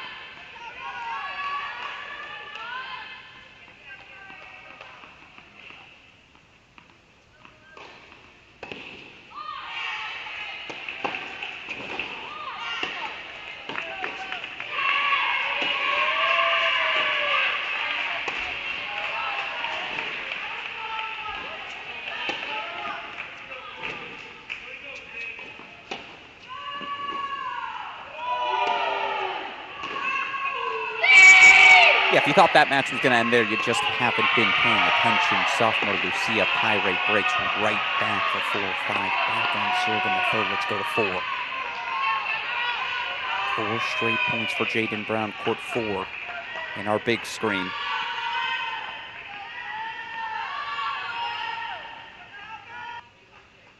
She's had 4 match points already, each of them fought off.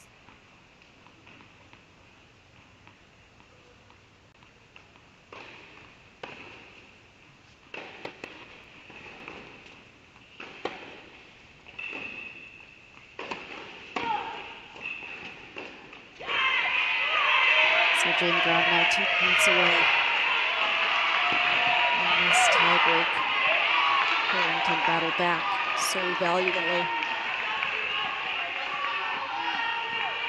This 5-2 lead could evaporate quickly if Carrington continues to come back the way that she has.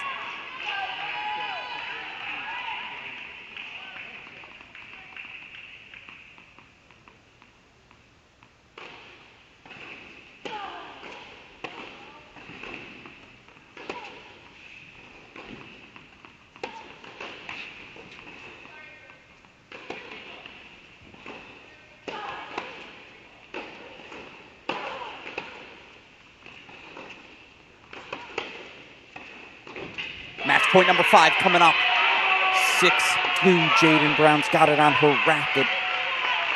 Can she give Michigan the shot of adrenaline in the arm they so desperately need as they try to keep this national indoor final going? Oklahoma State is on the precipice of it. Wolverines fighting to stay alive. Match points, Brown.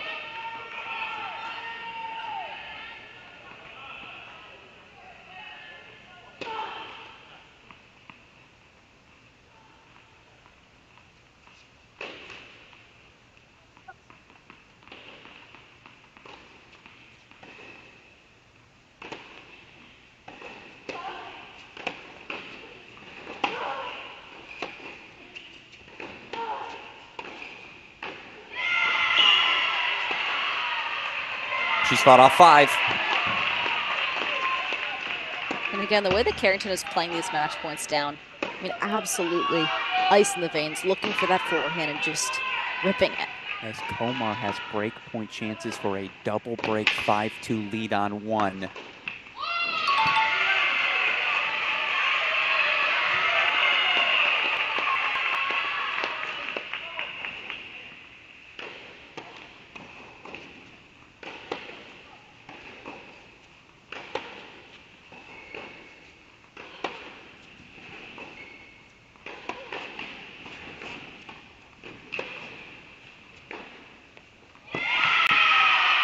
(5-2) Oklahoma State on 1. Ridiculous. Anastasia Komar.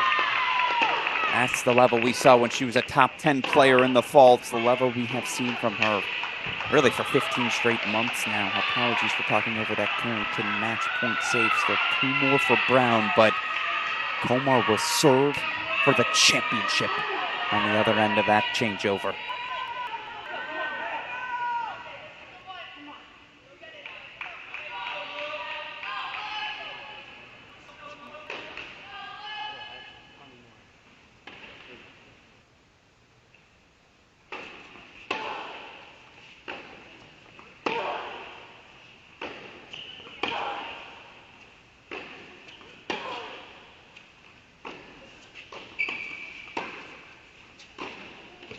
So good. Such a fun battle on 4. Senior Jaden Brown keeps the Wolverines alive. 6-4, 7-6. Let's go to the split screen courts 1 and 3. Anastasia Komar, the redshirt sophomore, will serve for the championship for the Cowgirls.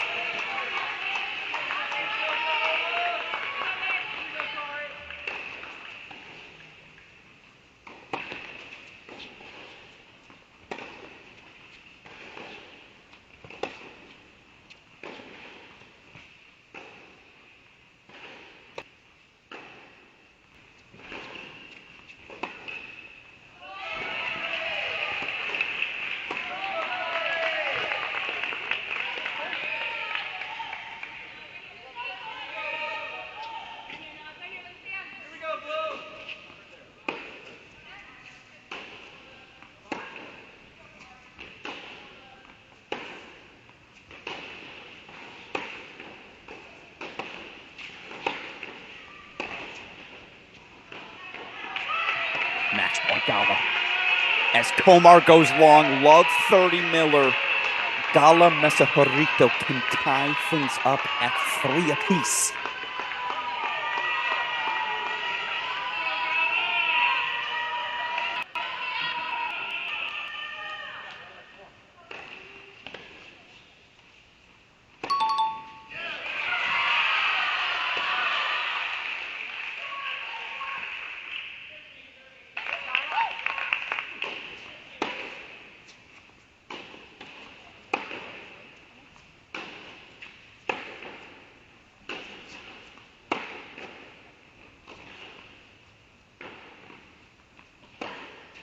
And for the first time since 2021, it'll be a 4-3 finish.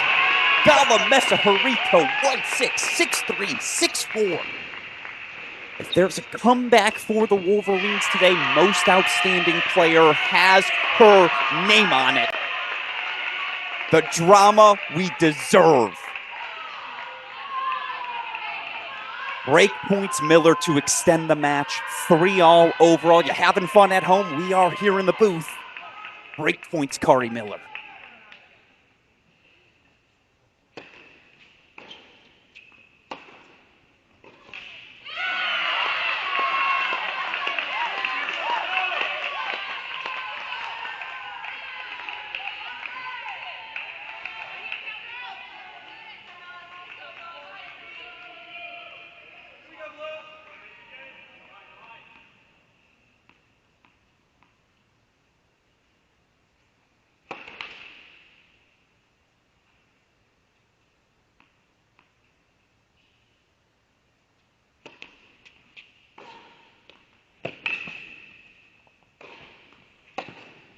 Play on.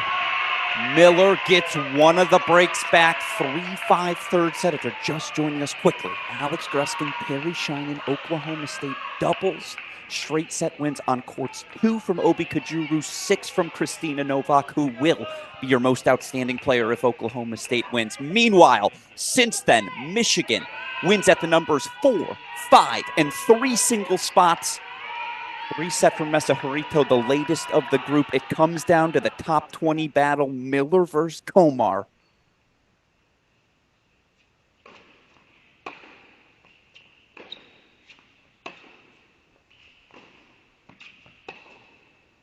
These two played Friday, January 19th. Komar, a 6-2, 6-4 victory over the senior Miller. Again, right now, Miller number 9 in the country, Komar 17.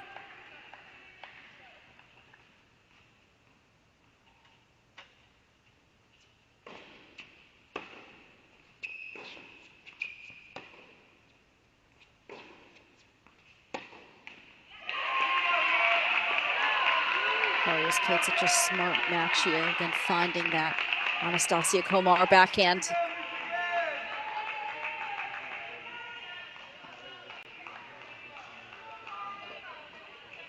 Miller, such a chameleon on the court, really able to fight off that aggressive game style of Komar and create the offense of her own.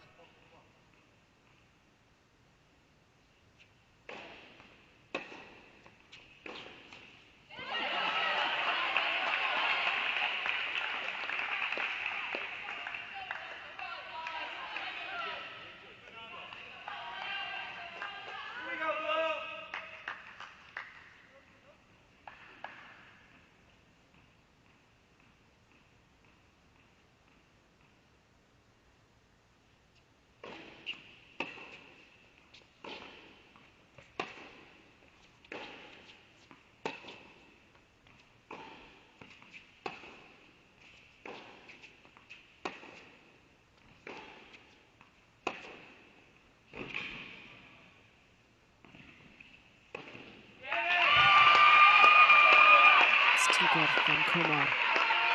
She's 2 points away.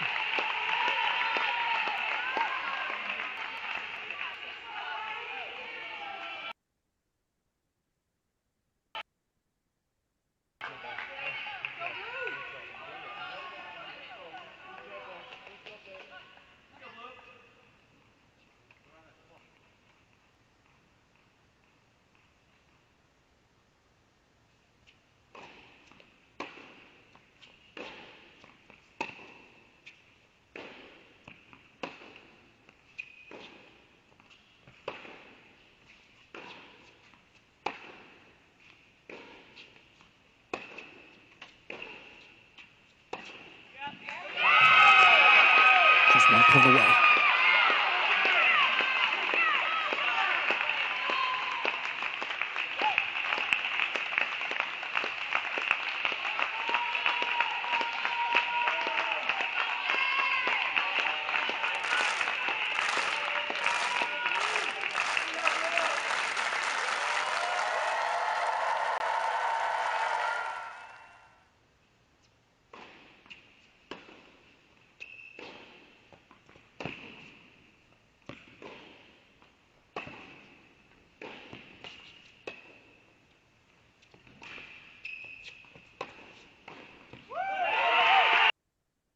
Miller is there.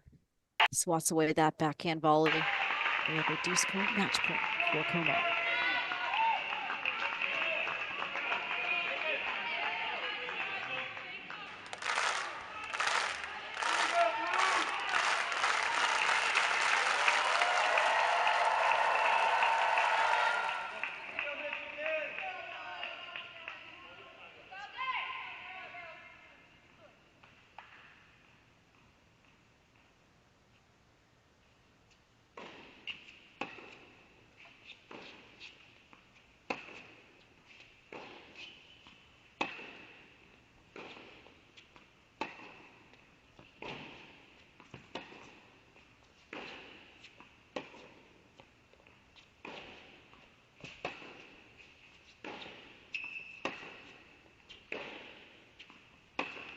You guys having fun at home?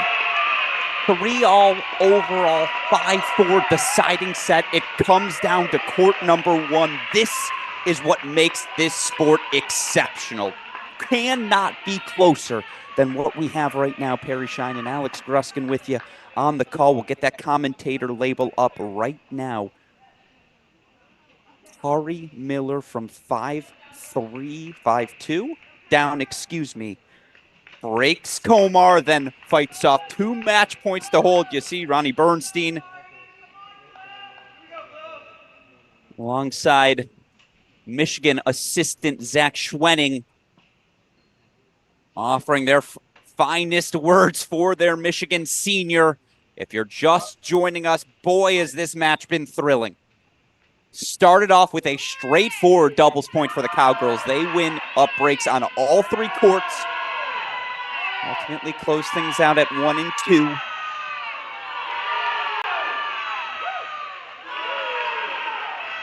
And again, Kari Miller just 3 clutch sets in these apiece. situations. Of course, I apologize. 3 first sets apiece. Oklahoma State straight set wins at 2 and 6. Michigan responding once again. 3-4-5. It comes down to this. Number 17, Komar, the redshirt sophomore, serving for the match. Woo! That's a start.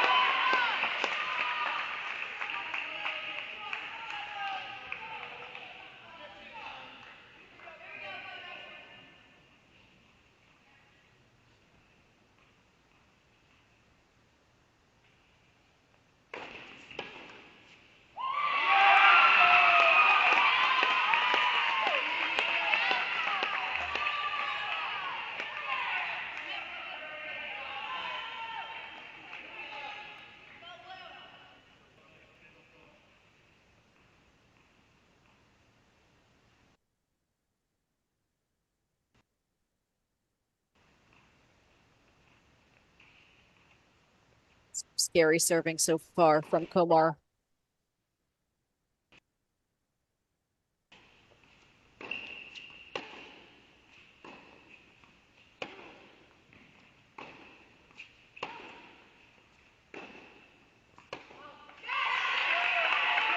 Oh, he gets on the board.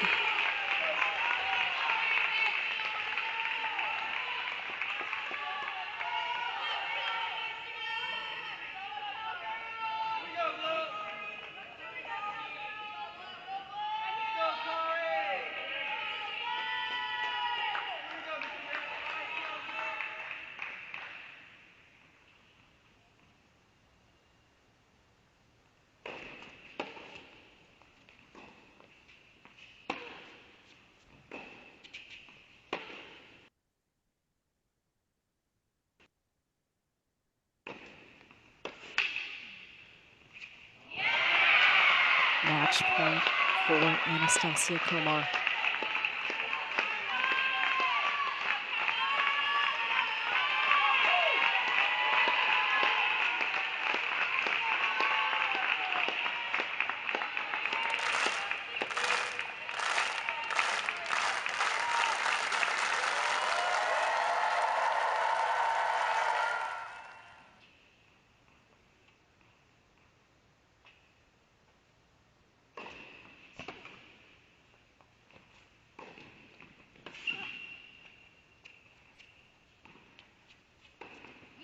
And for the first time in program history, the Oklahoma State Cowgirls are your national champions. It's redshirt sophomore Anastasia Komar, 4'6", 6'4", 6'4".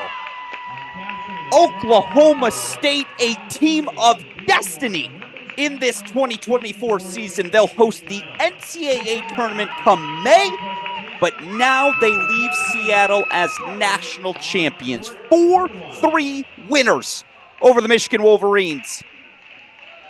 Perry Shinen, that is as fun as college tennis can be. What a moment, what a match. You can see the emotion on all of these athletes' faces, excuse me. Oklahoma State national champions. An incredible season so far for the Cowgirls, who are 9-0, unbeaten in Division I, of course, here at the National Indoors at the pinnacle of college tennis. They come out on top yet again, and it was thanks to the weapons that Oklahoma State has across the board, 1 through 6. We saw those weapons flexing, physical, emotional, really just incredible tennis from the Cowgirls from first point to last. And the fight from Michigan. I mean, there's always a Michigan fight, but the Michigan fight I saw today, absolutely valiant across the board from these players. That's the point that needs to be emphasized here. At no point did Michigan roll over, and they really could have. Again, straightforward 0-1 win for Obi at the number 2 spot. Straightforward for Christina Novak. Was down a break, I suppose, early in that second set, but again, the 5th year who I would be shocked to see anyone else but her named most outstanding player of this event. So outstanding at that number 6 singles position. And then, of course, again, Anastasia Komar, you transferred to Oklahoma State for one thing, to play in this sort of match, be in this sort of scenario, and now you walk away as national champions. Again, trophy presentation coming up on center court. After that, I will do my best to bring Chris Young up onto court for us to speak with him, onto our broadcast. But look, if you're Michigan, it's a heartbreaker, of course. First national championship under head coach Ronnie Bernstein. You feel like the best is yet to come for this core. What a moment. What a match. Obviously, the best part comes next. We all shake hands. We all celebrate. What a moment this was for the sport. But I need a drink. That was some sort of weekend, some sort of kickoff event. Oklahoma State's your national champions. Any final thoughts before we head to the trophy ceremony, P? If this is any indication of how the rest of the season will play out, I am here for it. The Oklahoma State Cowgirls, they're not just one to watch today or tomorrow. They are one to watch in May, because if they can keep up this level of tennis, I don't know who can stop them. No, again, they are the team to beat. And guess what? The road for the NCAA tournament, it's going through Stillwater. Hard to imagine these Oklahoma State Cowgirls will have to leave their home at any point.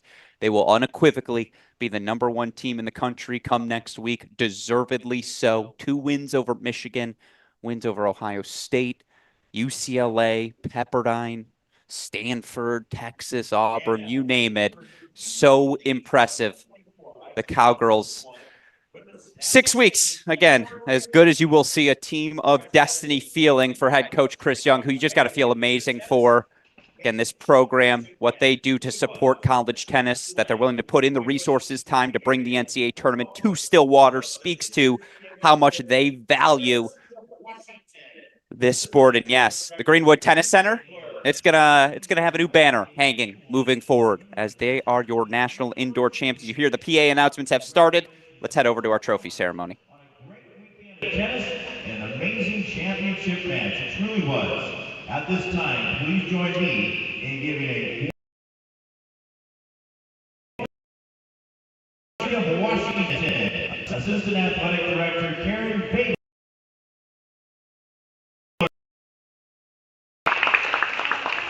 First of all, I want to say wow.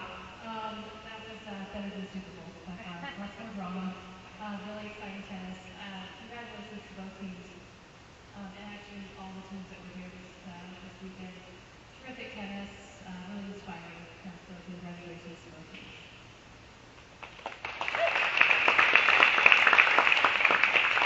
I'd like to say a few thank yous. First of all, I want to thank the Seattle Tennis Club for hosting over at their site. They've been our partner. We did this last year. We hosted the men's a couple of years ago, so thank you to the Seattle Tennis Club. I want to thank our staff here that has worked tirelessly this weekend. Megan, our trainer, I don't know if she's here right now. Kara, who runs the facility. Thank you, Kara. And we've had a group of interns that have been over at the Seattle Tennis Club for most of the weekend too, so thank you to them. I want to thank our officials, led by Andrew Rogers. They've done a terrific job. And last but not least, the ITA for putting this event together. We love hosting and we got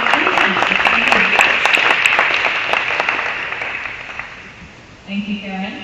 On behalf of the ITA, I'd like to extend our sincere thanks to you, the University of Washington, for hosting this year's event. You guys are great, your staff is fantastic, and we were very, very happy to be here. I'd also like to thank all of those who helped make this event possible. The University of Washington staff, including Robin, Karen, and Kara. You guys really, truly have just done a fantastic job. So let's give it one more round of applause for them, please. I'd also like to thank our sponsors and our broadcasting partner, Crack Rapids, Perry and Alex. Thank you guys so much. You guys have been fantastic throughout the tournament. And of course, all of the ITA staff, both on and off site, Zach, Josh, Cody, Anthony, he's around somewhere, and including our CEO, Tim Russell. He is retiring this year, so this was his last women's team.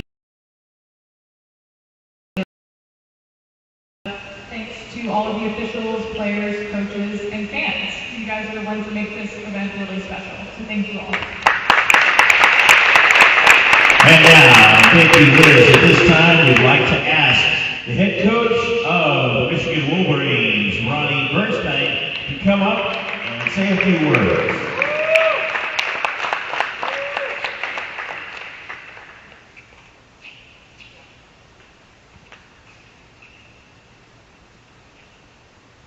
First off, I would like to congratulate Oklahoma State. I mean, you guys, incredible year so far, incredible weekend. We came a little short today. Sick of seeing you guys, but congratulations and good luck the rest of the week.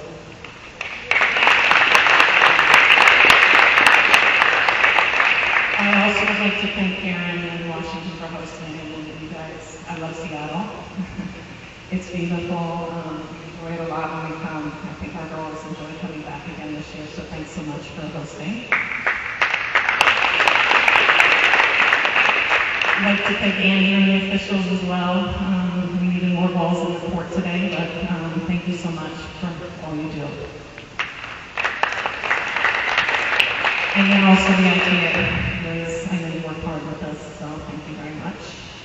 And then I would like to thank our families that travel. I think we have a good present wherever we go.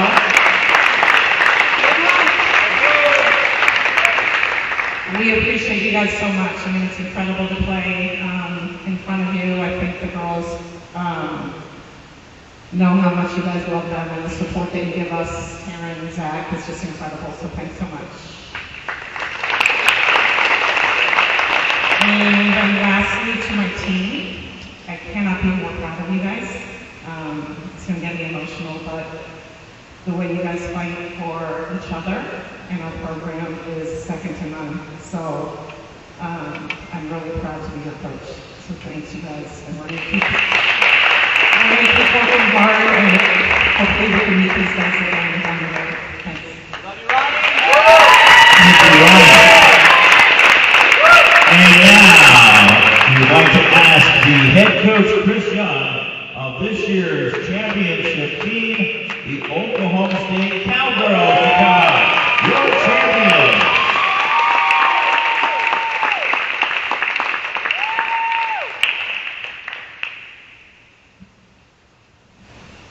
First of all, I'd just start with saying to Michigan, you guys beat us pretty good a couple times last year, and we learned a lot from you guys.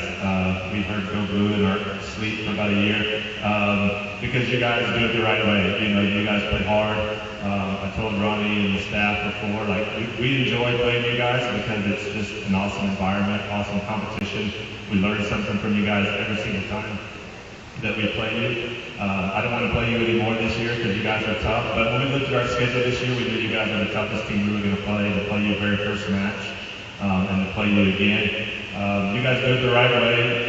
We have tons of respect from our program to you guys, nothing but respect, and you know, we wouldn't want to play anybody else today because you guys deserve to be here, and you guys are going to have an amazing year, and we'll see you in Stillwater in May.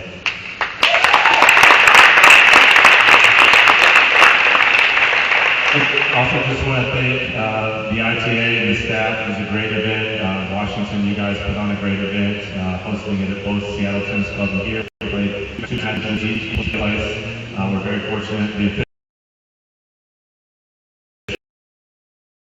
For crack rackets for what you guys are doing for our sport. Preparing, you guys are putting this out there for us, and our sport needs it. We need people like you putting these kids out there, because this is an amazing match, and everybody needs to be watching college tennis because of what these young ladies did today. And so thank you guys for doing that.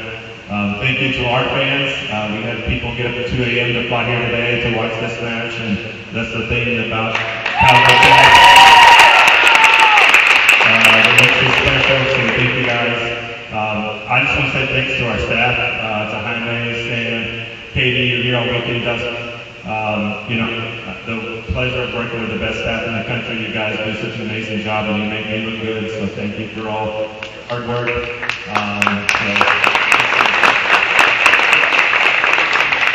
And lastly, to the Cowgirls, this weekend, this whole season, you guys have stepped up to every single challenge, and today was no different. It's always been a different way of winning, but you guys have met the challenge each and every time, and now forever, when people talk about this team, they'll have to say champion with it as well. Thank you. Once again, ladies and gentlemen, let's hear it for our finalists, the Michigan Wolverines, and this is champion, the Oklahoma State Cowgirls. This also concludes the 2024 ITA Division I National Women's Team Indoor Championships. Thanks again to the University of Washington, players, coaches, and officials for their participation in this year's event. Thank you all.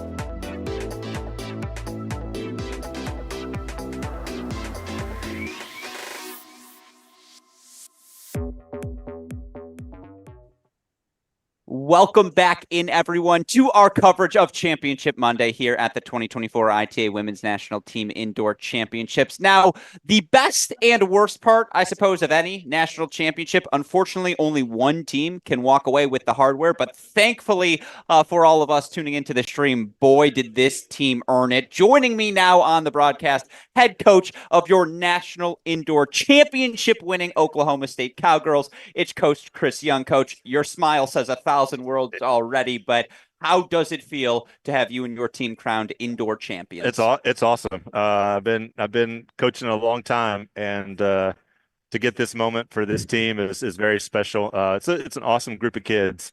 We knew that we had something special from day one in August, and this team has really shown up, and they've answered every challenge so far in this short season. But this is a tough tournament to win. You know, as tough as any of them, because you got to win 4 days in a row.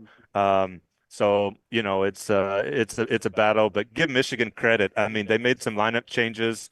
They did kind of some different things this time around, and we knew last time we were very fortunate to get out of there with a win, and we have tons of respect for the Michigan program, and this is what college tennis is really all about, right? And we're thankful to you guys for putting it out there so people can watch and broadcast in this sport, because I think anyone who watched this match today is going to want to watch the next college tennis match, and this tournament deserved a 4-3 final because there's a lot of great tennis all week. No, it was spectacular. And again, there's something to this being a team of destiny. I want to ask you about that in a little bit, but first let's unpack the match. Your team at one point was up breaks on all 3 courts in doubles, and I know things got a little bit tricky there in the end, as it does in any final, but what did you see from your team? Not just today, by the way, but you went 4-0 this week in doubles. That is a winning recipe. What seemed to click so well? You know, I think that number one doubles has really got it going again. They started off a little bit slow this season. Just had to kind of work through some different things. And they were dominant all weekend. You know, I think they lost 3 games in 4 matches. So that helps when you get the number one. And then really like 2 and 3 doubles, I think we're just becoming more aggressive with our doubles play. And that was what we did today that I think was really important. I think that's the big key is in doubles, just being aggressive. We, you know, like you said, it got a little tight there at the end because Michigan, you know, they're just credit to them. They kind of went for it. But our kids really locked it in. I thought 2 doubles regrouped really well. They were down 4-3, 40-15, came back and won that game and then closed it out. So, you know, that was our number 1 team last year. Now they're playing number 2, and they have a lot of experience playing together. And I think there's still some things that we can improve in doubles, but we did a lot this weekend, and that made a big difference. Yeah, no, obviously that doubles point turning out to be the difference in our final. I'm also curious, it's always nice to be up on a scoreboard 2-0, but in particular to have your junior, Obi Kajuru, transfers in, obviously was part of an Iowa State crew that did not quite this, but some equivalents towards it last year. To have her come here and unequivocally play her best tennis of the weekend in this championship match. 0-1 over Julia Fligner, match she lost in straights in Stillwater 4 weeks ago. What changed today? You know, I think for her, it's just getting more comfortable. She, you know, she had such an amazing fall. She was number 2 in the country. She started with a target on her back, and I think that you have to learn how to do that. You have to learn how to play with being like one of the top kids in the country, right? And I think, you know, I think just that was something that she had to get used to early in the season. But I think that she's starting to really kind of like find her way. We tried to move her down yesterday to 3 just to kind of settle her, just to say like, hey, the pressure's not on you to be like, you know, the one that has to get every point. I mean, we won a lot of matches this weekend and this season without her and Naz, you know, really having to win. We've been winning in so many other different ways. But I thought today the whole team was really locked in warm up. I told Jaime this was the best warm up we've had all season, you know, and I think that's always a good thing. I was like, I don't know if it counts winning the warm up, but we did it today. And but the kids were locked in, and she especially was. And I think, you know, she's the type of kid that the bigger the moment, the better she plays. I think if you look at her career, the last couple of years, she played really big in the big moments. I mean, even going back to how well she played last year in their run and, you know, even in the quarterfinal match. So she was, you know, used to being here. As you said, they made the semifinals here last year, and she just really came to play today. And she knew that she lost that match last time, didn't play well, and she was determined to not let it happen today. Whatever those ankle bands are that seem to be so elastic your team uses in the warm-up, can I get two? Because I think that would extend my hip life for at least 20 years. Yeah. Like, yeah, you guys, that's very funny to point out. It was a very efficient warm-up from your group. And, again, speaking of efficiency, we talked about this yesterday. You made the claim you think Kristina Novak, your fifth year, is the best six singles player in the country. Certainly we saw that today, but even beyond this match specifically, I'm curious if there was any point this offseason where, look, you bring in a Komar, you bring in an Obi, you bring in a Carrington. They are talented players. Was there ever any pushback from Kristina in saying, I was one last year, I'd like to keep that spot moving forward? Or has she just so easily embraced this role, and maybe that's why we see the success now? Yeah, not at all. And I think Kristina is the ultimate team player. I thought that one of the reasons we recruited her was she could be a leader. I thought we were missing that leadership. And she came in, and last year, we had some leaders kind of already on the team, some bigger personalities, and she kind of just was trying to find her way, kind of learn about what our program's about. But she and I spent a lot of time talking about no matter who we bring in to this team for this next year, this is going to be your team. I mean, you're going to be one of the leaders. You and Ayumi really need to take and show everybody what cowgirl tennis culture is really about. And so she's embraced that. She's like, look, I just want a chance to contribute and do that. There was never a talk about lineup or anything. She just wanted to be a part of it. And I think it just shows to her character that she'll do whatever it takes. And, look, I mean, we didn't even put her in the lineup the first time that we played Michigan because Raquel Gonzalez had such a good Las Vegas tournament and had won all of her matches. But Kristina, made me realize that I need to be a little bit smarter coach and get her in the lineup. And she hasn't let go of it since she got in. Yeah, no, she was spectacular today. And look, we're going to talk about Nas, Anastasia Komar in a second. But in what was on the scoreboard will go down as a losing day, I thought one of the biggest winners, not just today, but all week long, Sophia Carrington, 100%. the fifth year, who I saw, and hopefully we got it on the broadcast. She broke back for 5-all. I got a fist pump from you that gave me chills. I was like, Chris Young is here today. Like, let's go. You are in on the match. That effort, I know she lost in straights, but just staying alive as long as she did. And again, the Texas match yesterday against Stanford. What have you learned from the fifth year in these first 4 months with her on the job here? For me, I've always believed in that kid since I recruited her when she was 16 years old. She hit an inside-out forehand, not to interrupt you, yesterday that should be illegal in 4 states. Like, you're just like, what is that? It's amazing. And I just think that she hasn't shown college tennis her best level. And I'm like, look, you got more in the tank. Like, we got to get you here. And I think just her presence is what has impressed me the most. And I've learned about her. I knew certain things, but it's just been great. And so she's down 5-1. And I went to her and said, look, you got to stay out here a little bit longer because Jaden Brown is the heart of this Michigan team. And the last thing we need is for her going over there and cheering on Carrie Miller and, the other girls that were there that are like, they're all kind of the older kids. Yeah. And I'm like, Jaden could really give us trouble when she's off the court, And so I told Sophia, you got to keep her here. You got to keep her on this side. And she did it. And that's the thing about Sophia. She has more court time than anybody in the on our team, and especially this tournament. And I think it showed a little bit today, just like maybe one step slow. But I mean, credit to Jaden. I mean, there were so many deuce points, and I don't know if you saw like even the set point. I mean, it's just a little like net cord.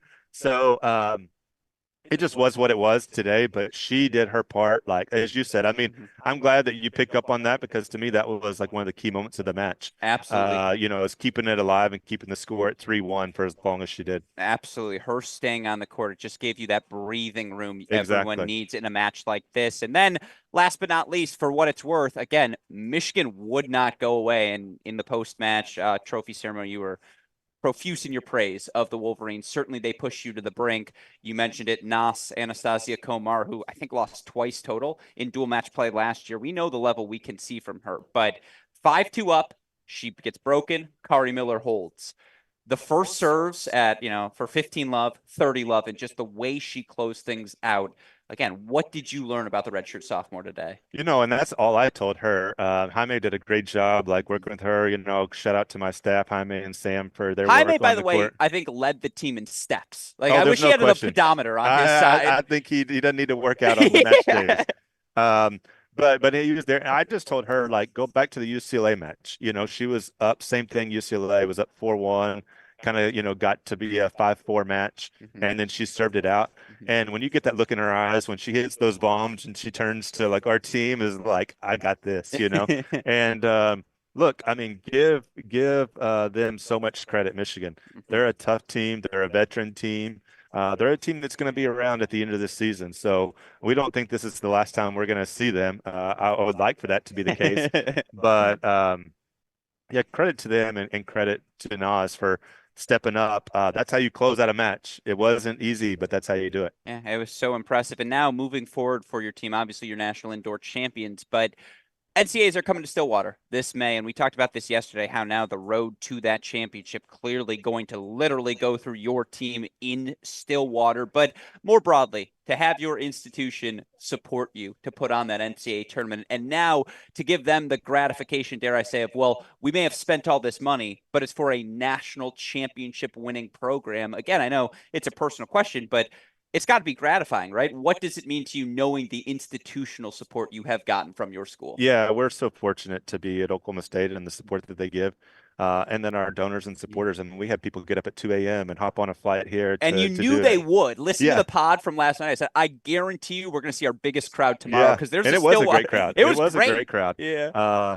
And we're very fortunate that we had a donor step up, and we're flying home privately direct to Stillwater, and that's huge for our team because we got to be in Phoenix this weekend, start the outdoor season. And so just this support that our administration and our school gives, and then our donors that step up and do these things, sometimes it's a relief to be able to back up, when all these people put so much support in there. It's like you want to be able to validate it, and this team is doing it. But yeah, this team's worthy of all the support, and I don't know what the rest of the season is going to look like, but they're just good kids. They do things the right way. I thought the match was very fairly competed, and it was just awesome. It was as good as college tennis can be. Well, then my last question for you, I guess it's a two-parter. One, how do you celebrate a moment like this? We're all fascinated to know what the next 24 hours look like for the Cowgirls, but even beyond that, you guys have bigger goals ahead. Yeah. How do you ensure that this is a start and not the ending to the storyline of 2024? That's the point, is we got to get back to work, and we got to transition now to playing outside. Sure. And I honestly, I think this team's going to be better outside. I know that's like maybe hard to say, but the girls are all looking forward to it, and we're going to have some great weather this week in Stillwater, so getting back out there. For me, I think it's just about the kids. The longer I do this, I just love seeing the joy on their faces. I want to see them celebrate. I think we'll celebrate on the plane ride home for sure, and do that and let them just enjoy this day, because as I told them, winning is hard. Winning this tournament is hard. I want them to enjoy it. But tomorrow we turn the page and we get ready for Arizona State on Saturday. But yeah, I'm just fortunate to have my family here and just to be able to support with them and the fans that are here. I'm not sure what the next 24 hours looks like. I was just trying to get to this point. And but I think that's the challenge, right? Going forward is defending now what you've done, and we've got the target squarely on our backs, and how we handle that going forward is going to be the true testament to this team. Very well said and very much deserved. Yes, hopefully for everyone involved with the Oklahoma State women's tennis program, the next 24 to 72 hours, a lot of sleep, a lot of rest, a lot of recuperation for the group. But look, they're going to be able to say a lot of things about your career when you're done. Oklahoma State women's tennis head coach, conference regular season champion, conference tournament champion. They're going to call you national champion now for the rest of your time as well. Chris Young, head coach of the National Indoor Women Oklahoma State Women. Sincerely, coach, congratulations to you and your program. Couldn't have happened to a better group, for a better group. And again, now the best part comes. We get to see where you guys go from here. Good luck the rest of this season. Yeah, thank you so much. Again, thank you to you guys for all your hard work. You put in a lot of hours here. Our sport needs you. We're thankful for you, and I really mean that. And just thankful that some of our parents, supporters, everybody could watch because of you guys. So thank you so much. Of course, can I get a go Pokes from you? Oh, for sure. Go Pokes for sure. I love to see it. Coach Chris Young, national champion. Thank you as always. Yeah. Every bounce, every swing deserves precision. Introducing Swing Vision, the future of tennis right on your phone. Track your shots, analyze your game, and bring the Grand Slam experience to your court. Challenge any court instantly. Join the thousands already transforming their game. Download Swing Vision for free today. college tennis is a super special thing. It's really important for student athletes and student tennis players to be able to participate in college tennis. It's important to know your history and to know about the people that came before you. College athletics for women and college tennis is really built on that foundation that others set. Life transforms itself, and we have to learn, we have to acknowledge the past. We are that thread. College tennis was everything to me when I played, and has just set my life up going forward in a great trajectory. To be a part of a Hall of Fame, I think it is just a wonderful way to celebrate such a great sport.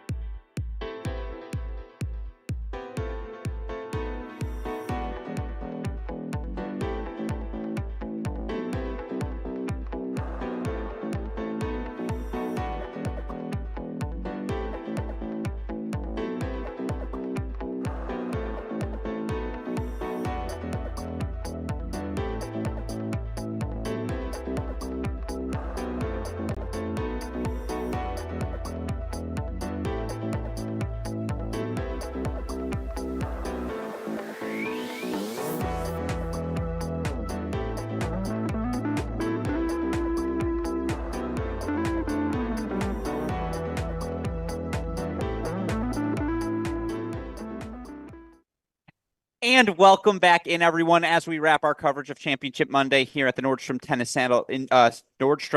Center in Seattle. Alex Gruskin, Perry Shine here. The 2024 ITA Women's National Team Indoor Championships now officially in the books. Oklahoma State walking away with a 4-3 win over Michigan. Before we wrap, Perry Shine, and your final thoughts on what was a fantastic 4 days in Seattle.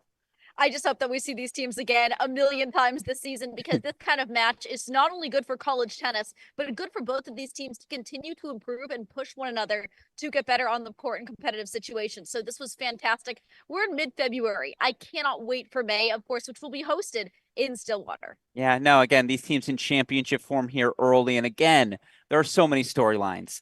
No Brantmeyer for North Carolina moving forward. Where did the reigning NCAA champions go from here? An NC State team working in some new pieces. God, did they look excellent. Stanford, that is a talented group that's only going to get better as we make the transition to outdoor tennis. But I mean, again, these veteran teams, Michigan, Oklahoma State, they set a standard for the rest of the country to have to match moving forward. And thankfully, we will get the opportunity to monitor all of that action as it unfolds over the course of the next few months. We have so much more coverage to come here at Cracked Racquets. Starting, of course, first and foremost, next Friday, we will be live in New York, whether it's the Columbia Milstein Tennis Center or at the Billie Jean King National Center over on the USTA campus. We will have coverage of the 2024 ITA Men's National Team Indoor Championships. They'll start 9 a.m. Eastern Time on our Cracked Racquets YouTube channel. That said, Perry, we got about 72 hours to get some rest. So before we wrap our broadcast, any final thoughts?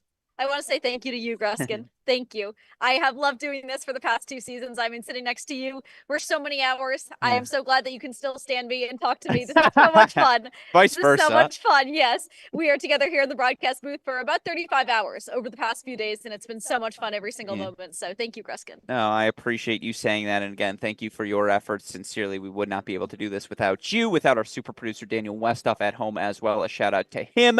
A shout out, of course, to the ITA team, whether it's Tim, Dave, Corey, Cody, Liz, Josh, Zach, everyone who helps make it easy for us here at Cracked Racquets to shine a spotlight on these athletes as they so thoroughly deserve. We always appreciate the opportunity to do so, and certainly look forward to doing so throughout the remainder of this 2024 season. That said, let's all go get some rest before we have to do it again coming up this weekend. Signing off for now for the fantastic Perry Shinen. To my right, our super producer, Daniel Westoff, back in Indy. And for everyone who contributed to our broadcast, I'm Alex Gruskin. You have been watching our Cracked Racquets coverage of the 2024 ITA Women's National Team Indoor Championships. We will all see you Friday, 9 a.m. in New York for the men's edition. See you all then.